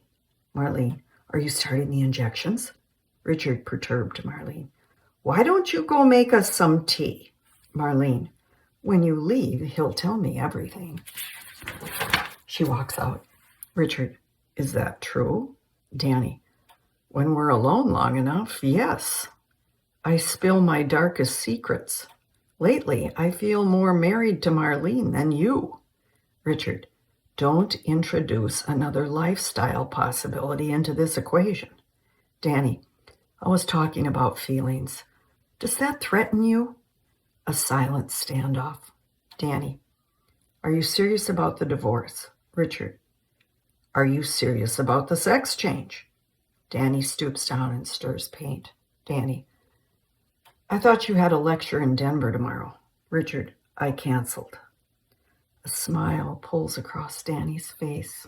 Richard, the European tour is kicking in early. The smile is gone. Danny, how nice. A better opportunity. Richard, that's enough. You want to fight. Danny, no. I want to know why you're here. Richard, I live here. Danny, good answer. Richard runs his hands through his hair. Richard, what do you want from me? Right here, right now. Danny, I want someone who considers my life important, even if it's choosing persimmon mist over rock and raspberry. Someone who will hold my hand and look at the fall leaves and not analyze their hormone content. Who doesn't panic when I put on my pink sweater. Is that you, Richard? Richard, I consider your life very important. Danny, it's a little sad I had to ask. Richard, if your intent is to alienate me, you've succeeded. He leaves. The door slams. Danny reaches to Anne-Marie. She moves close to him. Interior art gallery night. People dressed in various attire from jeans to fur drink champagne and mill around the glass sculpture exhibits. At the hors d'oeuvre table, Hank, with Sarge at the side of his wheelchair, load up a plate. Lauren, in a stunning dress, taps Hank on the shoulder. Lauren, liver pate puff pastries, yummy. Hank, we know. Hank loads their plate. Sarge bounces his head in approval. Franco, across the room, catches Lauren's eye. She waves. He gestures approval at the crowd and display. He motions for her to come. Lauren, where are the other two? Hank, I left them at the front door in the midst of battle. Lauren pats him on the back and disappears into the crowd. At a sculpture, Mrs. Thornton and Saul, in a checkered suit, stare at a puddle of glass, luminous under the light. Mrs. Thornton, it's absolutely gorgeous, but not worth $18,000. Saul, Pyrex and a microwave, and I'd only charge you $25. Mrs. Thornton, Pyrex doesn't melt. Saul, how about a pickle jar? Mrs. Thornton, how about my glasses, and then I wouldn't have to look at you? Saul, how about your mirror, and then you wouldn't have to look at yourself? She looks at him incensed. It melts into a chuckle. A group of patrons socialize around Franco, who extols art talk. Lauren eases next to him. He turns to her. Franco, and here she is, the wonderful, talented director of the exhibit, our hostess tonight, a woman of impeccable taste and class, Miss Lauren Mitchell. Franco kisses her hand. Lauren blushes. Lauren, thank you. Franco to the group. If you will excuse us, I'd like to talk business with her. He winks. The group giggles. He ushers Lauren away. Franco, my dear Lauren, your genius for display is amazing. You are the one to make my venture a triumph. Lauren, you're asking a lot. I'm doing quite well with my own little art venture. Franco, more money? A partnership? Lauren, more time. Franco, you test my resolve. Lauren, I'm not sure I want to leave my friends. Franco, these friends? Franco casts a shunning look at Hank, Sarge, Mrs. Thornton, and Saul clustered around the food. Lauren, all my friends. Franco, including your friend Danny, the hormone doctor's partner. Lauren, yes. Franco, oh, Lauren, you have the unattainable man syndrome. Lauren, thank you for the diagnosis, but I question your credentials. Franco, my credentials are impeccable. They are those of experience. Lauren, with men? He looks into her eyes. Franco, I'm a lover of all mankind. She gives him a vapid stare. Lauren, the only kind of partnership with you that interests me is business. Franco, oh, lovely lady, don't break my heart on such a magnificent evening. Franco peers past her into the crowd to Danny, walking toward them dressed in trendy black clothes, baggy pants with an obvious bulge in his side pocket. Franco, here comes the object of your affection. He looks excited to see you, or perhaps me. Lauren, that's mean. Danny gives Lauren a kiss on the cheek. She forces a smile. Danny, Franco, good to see you. I hear you're the Prague connection. Franco, I'm any connection she needs or wants. Danny to Lauren, And so humble. Franco, humility has no place in love. Danny, and I thought art was your passion. Franco smiles. Danny shoots Lauren a bewildered look. Lauren, you're late. Danny, drove Richard to the airport. He has a 2-week tour ending with the Freud Festival in Vienna.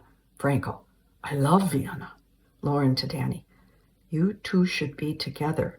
Danny, togetherness has hit a snag. Franco shifts his gaze between them. Lauren looks concerned. Danny scans the crowd. Danny pulls a jar of holly-choke chut from his pants pocket. Danny, where's Mrs. Thornton? Marlene finally filled her order. Lauren points. Danny lifts the jar to Franco. Danny, imitating Franco, I have what she needs and wants. He disappears into the crowd. Franco, that was mean. Lauren walks away. Interior apartment elevator night. Danny, Hank, Saul, and Mrs. Thornton with grim expressions. Sarge lies at Hank's feet, whining. Mrs. Thornton, she raised the price just for me. Danny, her overhead went up. Mrs. Thornton, when I asked for the recipe, that's when it started.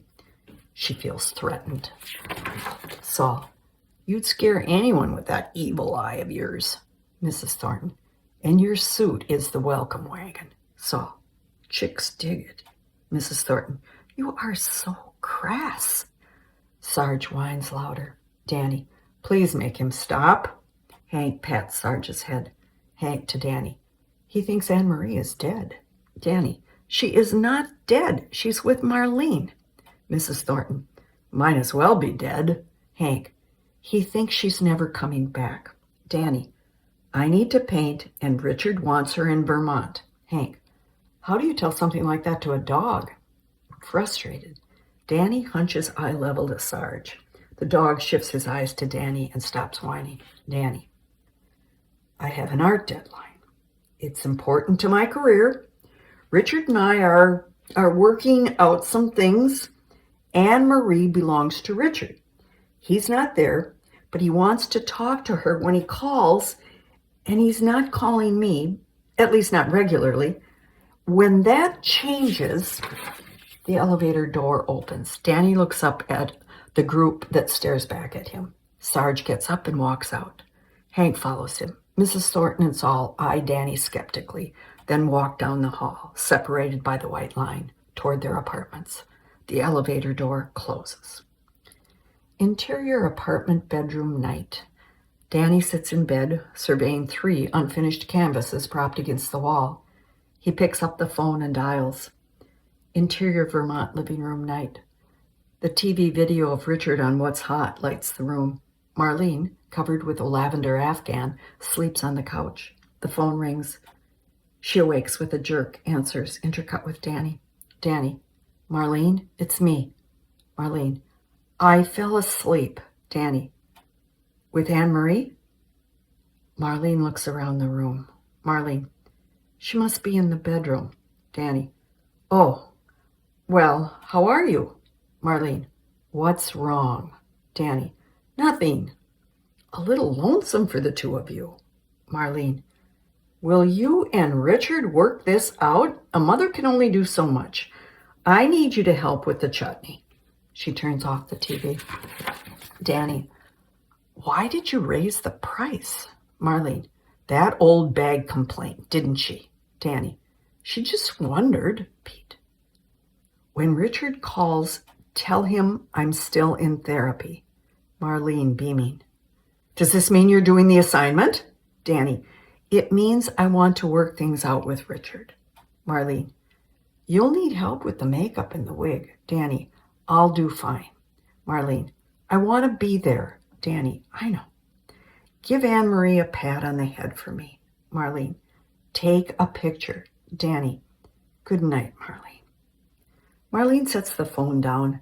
She unwraps herself from the afghan and walks to the kitchen. She turns on the light and visually sweeps the quiet, unoccupied room. Bedroom. The nightstand lamps flicker on. From the door, she peers at a neatly made empty double bed. She turns out the lights and looks to the studio. The door creaks open. Moonlight floods through the large bare windows. Anne-Marie mopes on the floor with a sad puppy dog look. Marlene crosses to her. Marlene, you want to sleep with me? Anne-Marie is motionless. Marlene, you want a snack? Some chutney? No response. Marlene, do you miss Daddy? No response. Marlene, you miss Danny. Her tail wags. Marlene, oh, baby, I miss him too. Marlene sits next to her on the floor. Anne-Marie puts her head in Marlene's lap. Interior loft bathroom day. The toilet tank cover balances against the wall. Hank sits on the toilet seat, fiddles with the chain and plunger. Sarge paws at the edge of the tank, watches him work. Danny, with polished finger and toenails, wears the pink sweater, purple scarf, and Marlene's apron, sits on the side of the tub. Danny, it was an innocent misunderstanding, and I could have explained it. He would have bought it. No problem. No fight. Hank lifts a broken chain from the toilet tank. Hank, if it ain't broke, don't fix it. It's broke. Danny stares at the broken chain. Danny, we were broke, and I didn't know how to fix it, so I broke it bigger. Hank looks up from the toilet. Hank, it won't flush. The chain's broke. Danny, our chain is broken. Hank and Sarge exchange questioning looks. Exterior park day. Danny, wearing a long coat and gloves, walks the path with Lauren. They sip coffee from paper cups. Lauren, you can mend chains. Danny, I'm mending. Lauren, you can forgive words said in anger. Danny, you and I did. Lauren, we were honest. Danny, honesty. Total honesty. Lauren, good. Go see Dr. Cooper. Get this kink out of your chain because you have a painting deadline. Danny, on my way. Do you want to see what I'm wearing? He opens his coat with a flare. She covers her eyes. Lauren, absolutely not. A camera clicks. Interior Dr. Cooper's office day. Danny and Allison stare at his reflection in a mirror. Allison, you wore this in public? Danny, I needed the colors. She stretches out his brightly colored nails. Allison, and they're excellent. I just think your taste stinks. Danny, I'm crazed when inspired. No censoring. Pull it all toward me. If it's stimulating, I walk into it like fire. Don't think. Allison, about consequences. Danny, exactly. Danny flops onto the couch. Allison flips the hourglass sand streams into the empty end. Allison, that's an asset when being creative. You are an artist. Danny, emotionally insecure one. Allison, that often goes with the territory. Danny, feeling small and unimportant and bingo, wearing Marlene's clothes changed that. Allison, Marlene's ecstatic. Her dream of a daughter coming true. Your female infatuated partner flies home and showers you with attention. The whole town is talking about you and not Mr. Famous. Danny, it's more than that. Richard looked at me. He cared what was happening in my head. I was no longer a speed dial number on his BlackBerry. I was a mysterious equal. I liked that a lot. Tears well. Allison hands him a tissue. Allison, we need to find out if the fancies of femininity are for you or Richard. Danny nods. She eyeballs him. Allison, next assignment? Danny, bring it on, Doc.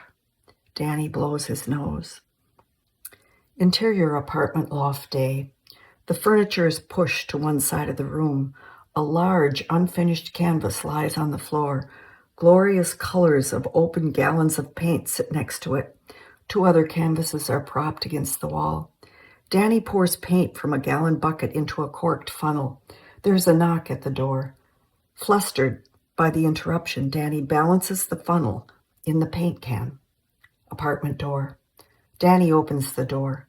Marlene, carrying a small suitcase, and Anne-Marie stare back at him. Interior apartment, bedroom day. Marlene lifts a wig from the open suitcase on the bed.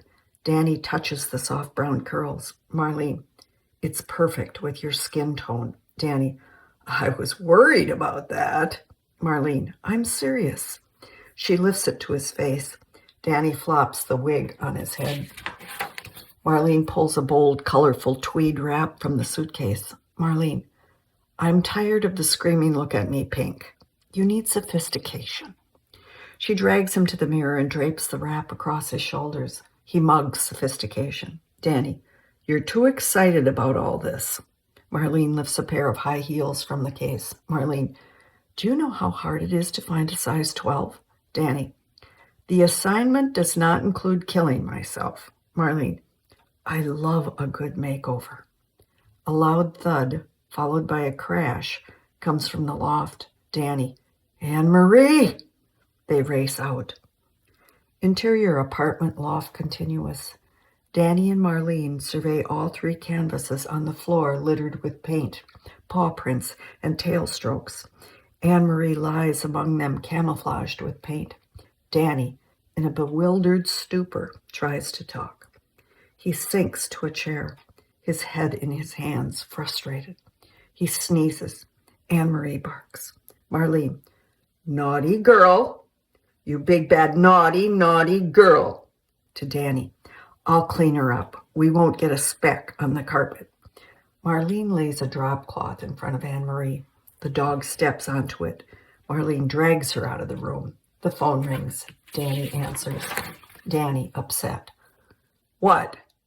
Interior limousine night. Richard talks on a phone in the back seat. Stoic bodyguards on each side. The car crawls through a thick, angry crowd carrying picket signs in various languages. Dr. Quack, hormones and lies, down with deceit, Dr. Douchebag, women hater. A woman pounds on the window. Richard instinctively flinches. A policeman pulls her away from the car, intercut with Danny. Richard, is Mother there? Danny, I thought we weren't talking. Where are you? Richard, in very unfriendly territory. Danny, and you thought it was just me. Richard, it seems my hormonal theories are being challenged. Danny, more headlines for the famous doctor. Danny props a canvas against the wall. Richard, not the kind I like. Danny, there's nothing worse than when the career hits a snag. There's a knock at Danny's door. Richard, the self-centered implication was not lost on me. Danny weaves his way around the paintings to get to the door. Danny, that response says more about you than me. Richard, stop it. Is Mother there with Anne-Marie? Danny, they're bathing. Danny peers through the peephole. Lauren waves back at Danny from the other side of the door. Richard, what? I need to talk to Marlene. Now. Panic flashes across Danny's face. He glances at the canvases. Danny, I gotta go. Interior limousine, same. Richard stares at the silenced phone, the crowd crazy outside the vehicle. His bodyguards excitedly talk on telephones in German. They abruptly end their conversation and turn to him. Bodyguard number 1, your life has been threatened. Richard almost chokes, breathes deeply, then pants. Bodyguard number 2 taps the glass between them and the driver. Bodyguard number 2, mach schnell. The limousine speeds off with blaring police escort. Interior apartment loft, same. Danny cracks the front door open. Danny, not a good time.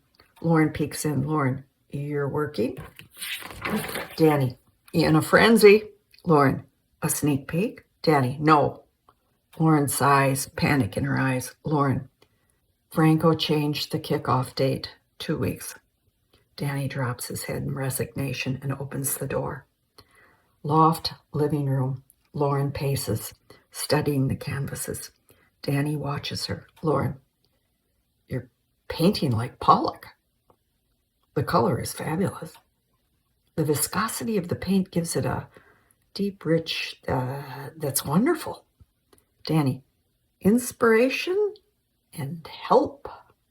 Lauren stoops and points to a paw print. Lauren, Anne-Marie, The prints look real. Danny, they are. Lauren, incorporating another life energy into the expression of the art.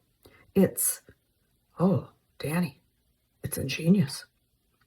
He lifts her by the shoulders to face him. Danny, Marlene and I were talking in the other room, and Lauren glances at watch. I have to tell Franco before he leaves for Vienna. Rushes to the door. He assumed you wouldn't be ready. Danny follows her. Danny, my paintings are not ready. She turns from the open door to face him. Lauren, you're a genius. Your paintings are ready. I'll arrange pickup. She hurries out the door down the hall, passing Saul, Mrs. Thornton, Hank, and Sarge eavesdropping at their partially opened apartment doors. Lauren calling to Danny, I love you. Love you, love you. Big kiss. You did it. She races for the elevator. Saul, Mrs. Thornton, Hank, and Sarge come together in the hall and converge on Danny with questioning gawks. Saul, she loves you. Again? Hank, is she moving back in? Sarge barks. Mrs. Thornton, true love never dies. Dazed, Danny turns around to find Marlene and a sparkling clean Anne-Marie staring at him. Marlene, does Richard know about this? Anne-Marie shakes. Danny sneezes. Interior Dr. Cooper's office day. Danny, in semi-drag and stocking feet, holds the wig as he looks out of Allison's window. Allison examines the size 12 heels. Allison, where did she find these? I want. Danny, Lauren didn't mean I love you. She meant I love you. Allison slips off her shoes. Allison, she has always wanted a girl. Poor Richard. Danny, Richard will understand even if Marlene exaggerates. Allison put on the heels and clops around the office. Allison, I must meet Marlene. Can you arrange that? Danny turns from the window and looks skeptically at Allison. Danny, you're not listening. The cross-dressing, lithe paintings, Anne-Marie, deadline, Franco, Richard, Marlene, Lauren, I love you. Allison, I heard every word. Allison puts her own shoes back on. Allison, do you love Lauren? Danny collapses on the couch. Danny, she's wonderful, of course. Allison, this is complicated. Danny, help me, Doc. Simultaneously, they look at the empty top of the hourglass. Allison, how about lunch? I'm starving. Danny picks up the heels and winces. Exterior park day.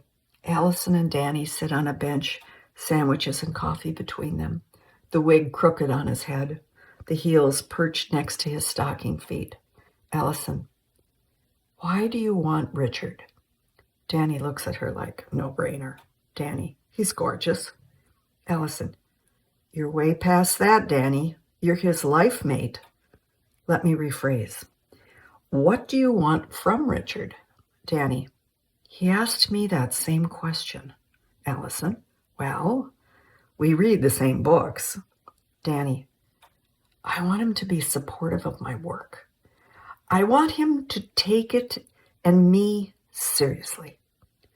To say it's important and that I'm important. Allison, well, are you? Danny fidgets with the shoes. Danny, not compared to Dr. Saving the World front page news. Allison, there. That's the problem. Danny, what? He's a winner, I'm a loser, a mismatch? Allison, no. You want Richard to do for you what you cannot or are afraid to do for yourself. Danny, should I be excited about this flaw we've uncovered? Allison, I would. It means you have the power to change your situation. Start today. Danny hangs his head. Danny, I need to tell Richard the truth. Allison nods. But I bet it's sort of fun to watching him be desperate. Danny, you do understand. Allison, I know Richard. He grabs her shoulders. Danny, thank you. Ecstatic, he kisses her on the lips with gusto. A camera clicks. Exterior Vienna Auditorium night. The lighted marquee reads, Freud Festival welcomes Dr. Richard Mattson, the hormone doctor. Protesters picket, police guard the entrance, searching the stream of people as they enter. Interior auditorium night. From backstage, Richard, impeccably dressed, flanked with bodyguards, impatiently talks on a cell phone. Richard on phone. Now is not a good time. Pause. Of course Lauren loves Danny. Don't you love him? Pause. Yes, I love him. Richard peeks out at the audience. Franco, seated in the front row and looking dashing, smiles and blows him a kiss. Richard jerks back, then peeks again. Richard on phone. Well, we're not going to solve anything tonight with the ocean between us. Pause. I promise I'll address everything as soon as I get back. Oh, and Mother? I don't think it's prudent that you and Anne-Marie bathe together. Good night. Richard pockets the phone and sneaks another peek at Franco. Franco winks back at him. Interior loft bedroom night. In the darkened room, Danny lies in bed, staring at the ceiling. He rolls on his side, closes his eyes, and covers up with a blanket. He breathes deeply, trying to relax. The clock on the nightstand reads 12 o'clock. His hand reaches through the covers and picks up the phone.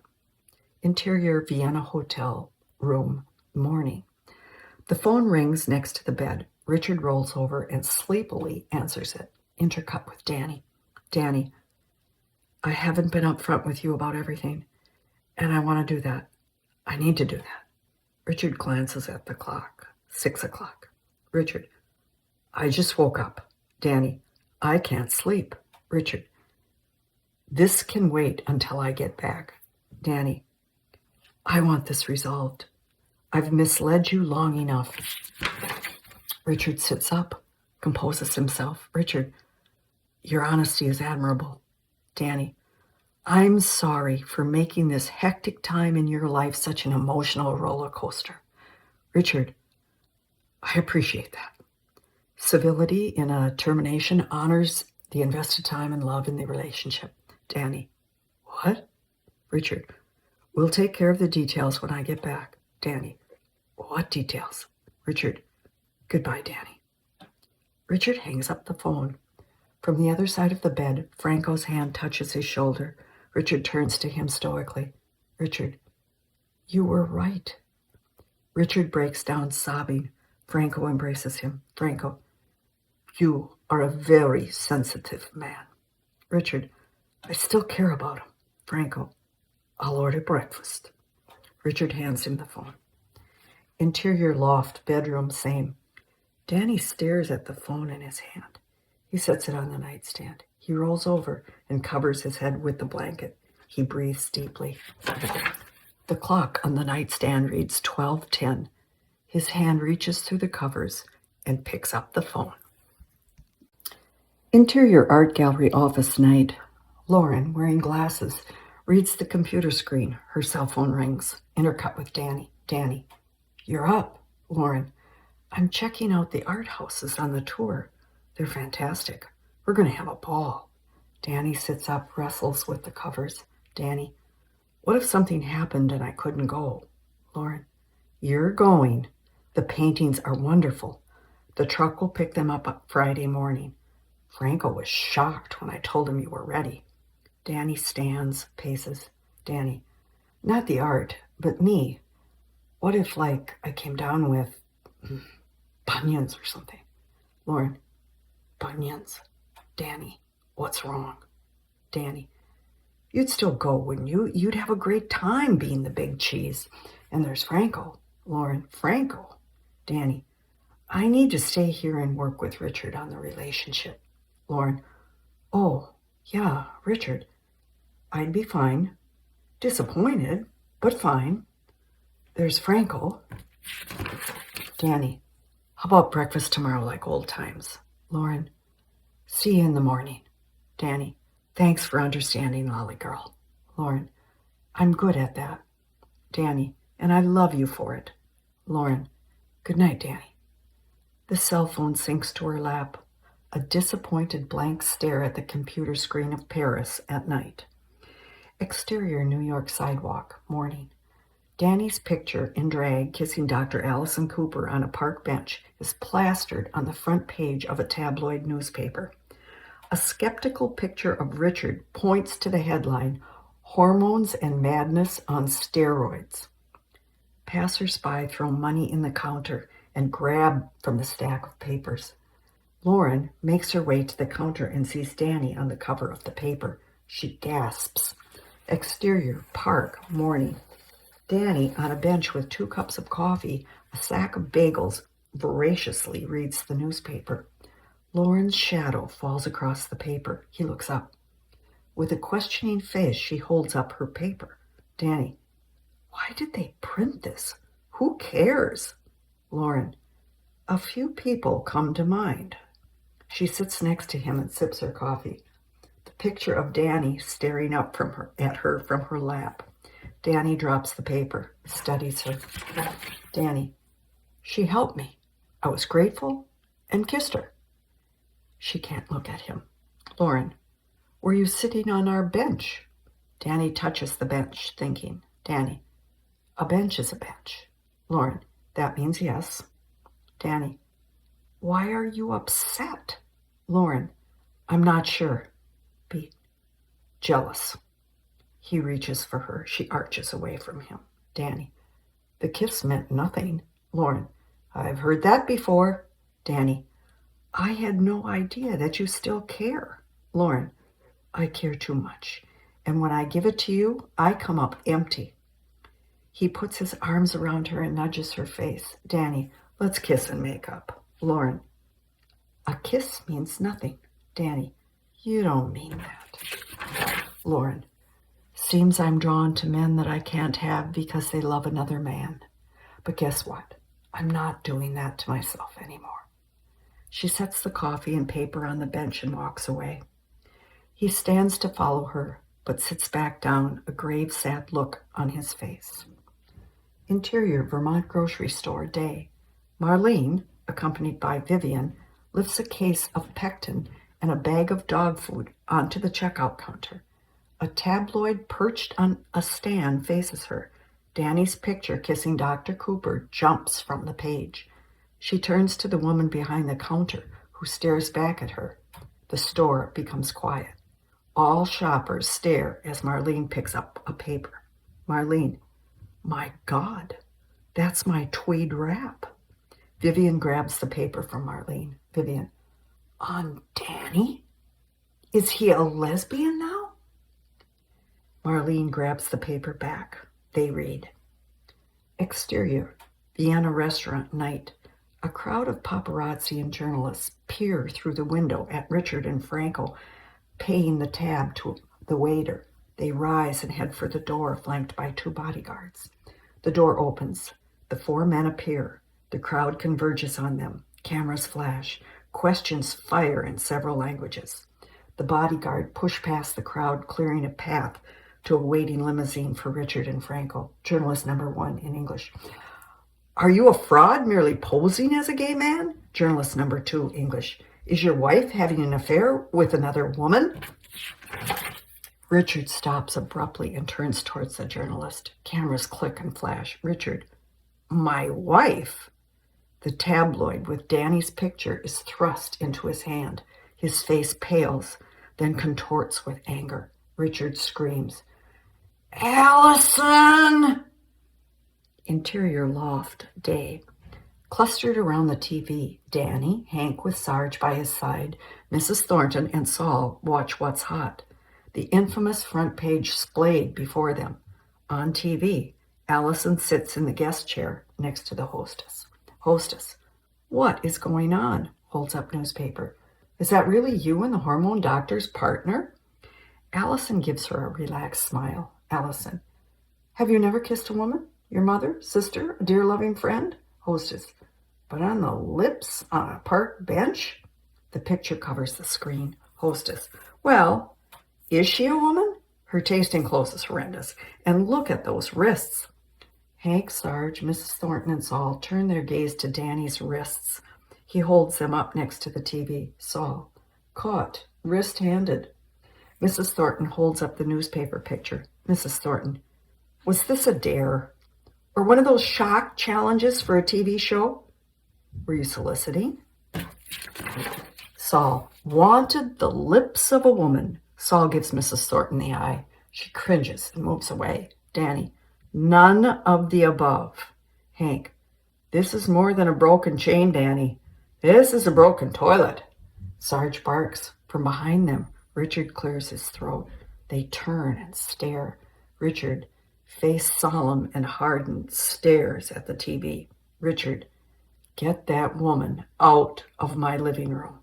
All eyes turn to the TV and Allison having a hearty laugh. Interior loft bedroom night. Neatly folded shirts have been tossed in an open, empty suitcase on the bed. Danny perches at the door of a walk-in closet. Danny, your anger at Allison is misplaced. Richard off screen. How can you be so naive? That woman wants to destroy me. Danny, I almost hate to say this, but you're paranoid. She helped me. Helped us. Richard emerges with suits on hangers face to face with Danny. Richard, you've just crossed into stupidity. The only reason Allison even listened to your manufactured anxieties was because of me, Danny heard. You're wrong. Richard, fine, I'm wrong. Danny, I don't want to fight. Richard, neither do I. Richard turns his back to Danny and slides the suits into a carrying shield. Richard, I want a divorce. Danny, you can't be serious. Richard turns to him. Richard, completely. Danny, stunned. Richard, I'm really sorry for lying to you, but I've always wanted to be married, and I still do. Richard, seems you've married the wrong person. Richard dumps the contents of a drawer into the suitcase. Danny, this isn't all my fault. Richard, what happened to I don't want to fight? Richard looks around the room, spots his sleeping mask by the bed, and throws it into the suitcase, zips it shut. Danny, desperate. I want this apartment. Richard, it's yours. Danny, I want the money I spent to put you through medical school. Richard, fine. Richard lifts the suitcase off the bed, grabs his suits, heads for the door. Danny, plus interest. Richard, fine. Danny follows at a frantic pace through the living room. Danny, half the profits from the book. At the front door, Richard turns to Danny, nose to nose. Richard, anything else? Danny's eyes tear. Richard walks out the door, down the hallway. Danny stares at his back. Danny, I want custody of Anne-Marie. Richard stops with a jerk, his face filled with rage. Without answering, he walks to the elevator. Hank and Sarge, Mrs. Thornton and Saul step out into the hallway, stunned. Mrs. Thornton reaches across the white line and grabs Saul's hand. Sarge barks. Interior loft night. In the dark, Danny sits on the floor drinking wine. Light shines on the 3 large paintings propped against the wall. Danny empties the rest of the wine from the bottle into his glass. He dials the phone. Interior Vermont house bedroom night. The phone rings. A light beside a single bed blinks on. Marlene lifts her pink eye gel mask and picks up the receiver. Intercut with Danny. Danny, I can't sleep. Marlene leans toward the floor where Anne-Marie lies. Marlene to Anne-Marie. It's Danny. Anne-Marie lifts her head and wags her tail. Danny, did Richard tell you? Marlene, everything. He's seeing a lawyer tomorrow. I've never seen him so irritable. How are you? Danny, stunned. Marlene, I hope we still can be. Marlene, me too. Danny, good. Marlene, I'll never have a better son-in-law. Danny, thanks. Marlene, my VCR broke. Danny, that's too bad. They're both thinking. Marlene, I don't need any more tapes. Danny, good night, Marlene. Danny hangs up the phone, eyes the paintings. Interior loft morning. Hank and Sarge, Mrs. Thornton, and Saul peer down at Danny, head on a pillow, asleep on the floor in front of the paintings. Mrs. Thornton picks up the empty wine bottle. Sarge barks. Danny stirs, stretches, groans. He squints up at them. Danny, what? Hank, a couple of guys in a truck are here to pick up the paintings. Danny sits up. They turn to the paintings propped against the wall. Danny, there are no paintings. Hank, you're sure? Danny, very sure. Hank and Sarge wheel out of the room down the hall. Saul, looks like a dog painted those. Mrs. Thornton, how about I make us a nice breakfast? Any holly choke chat? Danny nods. Mrs. Thornton hurries to the kitchen. Exterior park day. Danny, looking haggard, sits on a bench. The pink sweater is tied around his neck. Richard approaches with Anne-Marie on a leash. Anne-Marie breaks free and races for Danny. Danny pats the happy dog. Richard, if you wore that sweater to draw my ire, you've succeeded. Danny, no, just to piss you off. Richard sits down next to him. Richard, thank you for signing the papers so quickly. Danny, you were excessively generous. Richard, maybe. Marlene wants monthly visitation. Danny, not a problem. Richard, good. Looks at watch. I have to catch a plane to Paris. Richard stands to leave. Danny, knock 'em dead, Richard. I mean it. Richard, I know you do, and I plan to be. Just so there are no surprises, I have a new book coming out. Uncivil Union. Danny, about me? Richard, us. Danny, another bestseller. Richard, I'm counting on it. Richard stoops down and pats Anne-Marie. Richard, goodbye, girly girl. Anne-Marie whines. Richard turns to leave, but turns back. Richard, you should have sent the paintings on Franco's tour. Danny looks up from the bench. Danny, how'd you know? Richard motions his head to a waiting limousine. Danny peers over at the limo and sees Franco. Danny, Paris. You and Franco? Richard nods. Richard, wanted you to know. Danny, but I thought he and Lauren were. Richard, Lauren? She can't let go of you. Richard gets into the limousine and drives away. Danny is dazed and confused. Danny, what do you do with love? Anne-Marie springs onto his lap. He sneezes. Interior art gallery office night. Lauren, wearing glasses, sits in front of the computer. Her cell phone rings. Lauren, hello? Danny, filtered. Lolly girl, how's Paris? Lauren, you should have sent the paintings. Danny, filtered. I didn't paint them.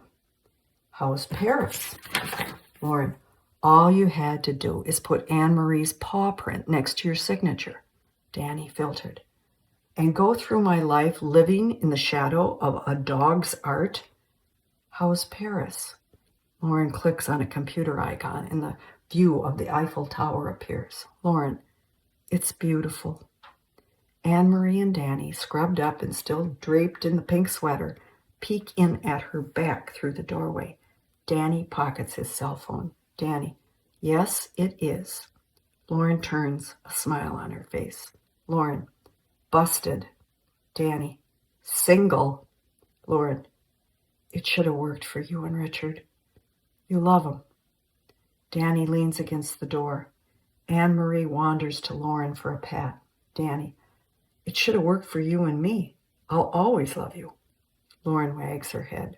She squeezes her eyes in frustration and beats her fist on the desk. Lauren, why can't you just pick one and stick with it? Danny, I can pick one. You. Danny lifts off her glasses and closes in for a kiss. She pushes him away. Lauren, you will break my heart. Danny, stunned, hurt. Go ahead, say it. Again. Lauren, yes, again. Danny, I'm sorry, Lolly girl. Lauren, not enough.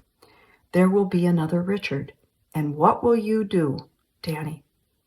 I'll come to my best friend and tell her I need her more than ever, and without her, I'm very lonely, sad guy, and I'll fight like hell to stay true to her. Lauren, stop telling me things I want to hear. He drapes the pink sweater across her shoulders. Danny, you look great in pink. Lauren, I know. He gets down on one knee. She can't help but look at him. Danny, we're good together. We're great together. There are no better partners for either of us. Anne-Marie nuzzles between them, barks. Lauren gives her a loving pat. For a moment, she melts. Lauren, I can't do it. Danny, we can. She wrestles with the possibility, then shakes her head. Danny stares at her in disbelief. He stands as if in shock, takes a few steps away. Anne-Marie whines. Danny, we're even. My heart is breaking. She stoically holds in her emotion and words. He turns and walks away. Anne-Marie follows. Tears stream down Lauren's cheeks.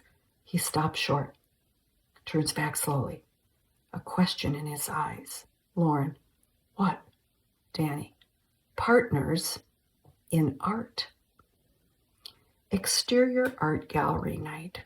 Searchlights crisscross in front of the entrance, littered with cafe tables, strolling musicians and people in various dress and style with their pets. Lauren voiceover. We'll do a benefit showing for the animal shelter. A TV van reading nightly news pulls up and unloads cameras. Danny voiceover. The press will love that. In front of rolling cameras, the hostess from What's Hot interviews Allison dressed in stunning, glittering evening wear. She ushers the cameras inside. Interior art gallery night. Saul, in a loud suit in grand style, flanked by two lovely ladies, hands out programs at the door. The place is jammed. Danny and Anne-Marie's paintings line the walls, paw prints and Danny's name. A buffet table graced with a champagne fountain is surrounded by hors d'oeuvres. Hank and Sarge wheel through the crowd with a tray offering goodies to the patrons. Hank, get your pâté for the party. Marlene stands with a display of holly choke chut and a sign saying, $10.99, proceeds to charity. Mrs. Thornton and Allison hand out samples. Patrons swarm. Mrs. Thornton, it makes a wonderful holiday gift. Vivian stands at a podium with a red sweater. She points to Virgie McMillan, surrounded by the bowl cleaners, who gives the clapping crowd a shy smile. Vivian, and the winner of this gorgeous creation. Fans surround Belinda Carroll with her chimpanzee signing autographs. The Secretary of State, her husband, cat and dogs, flanked by Secret Service, push through the crowd. Danny and Anne-Marie pose for pictures for a flock of photographers. Danny pulls Lauren from the crowd into the picture. He puts his arm around her. Happy smiles. Cameras click and flash. The picture swirls.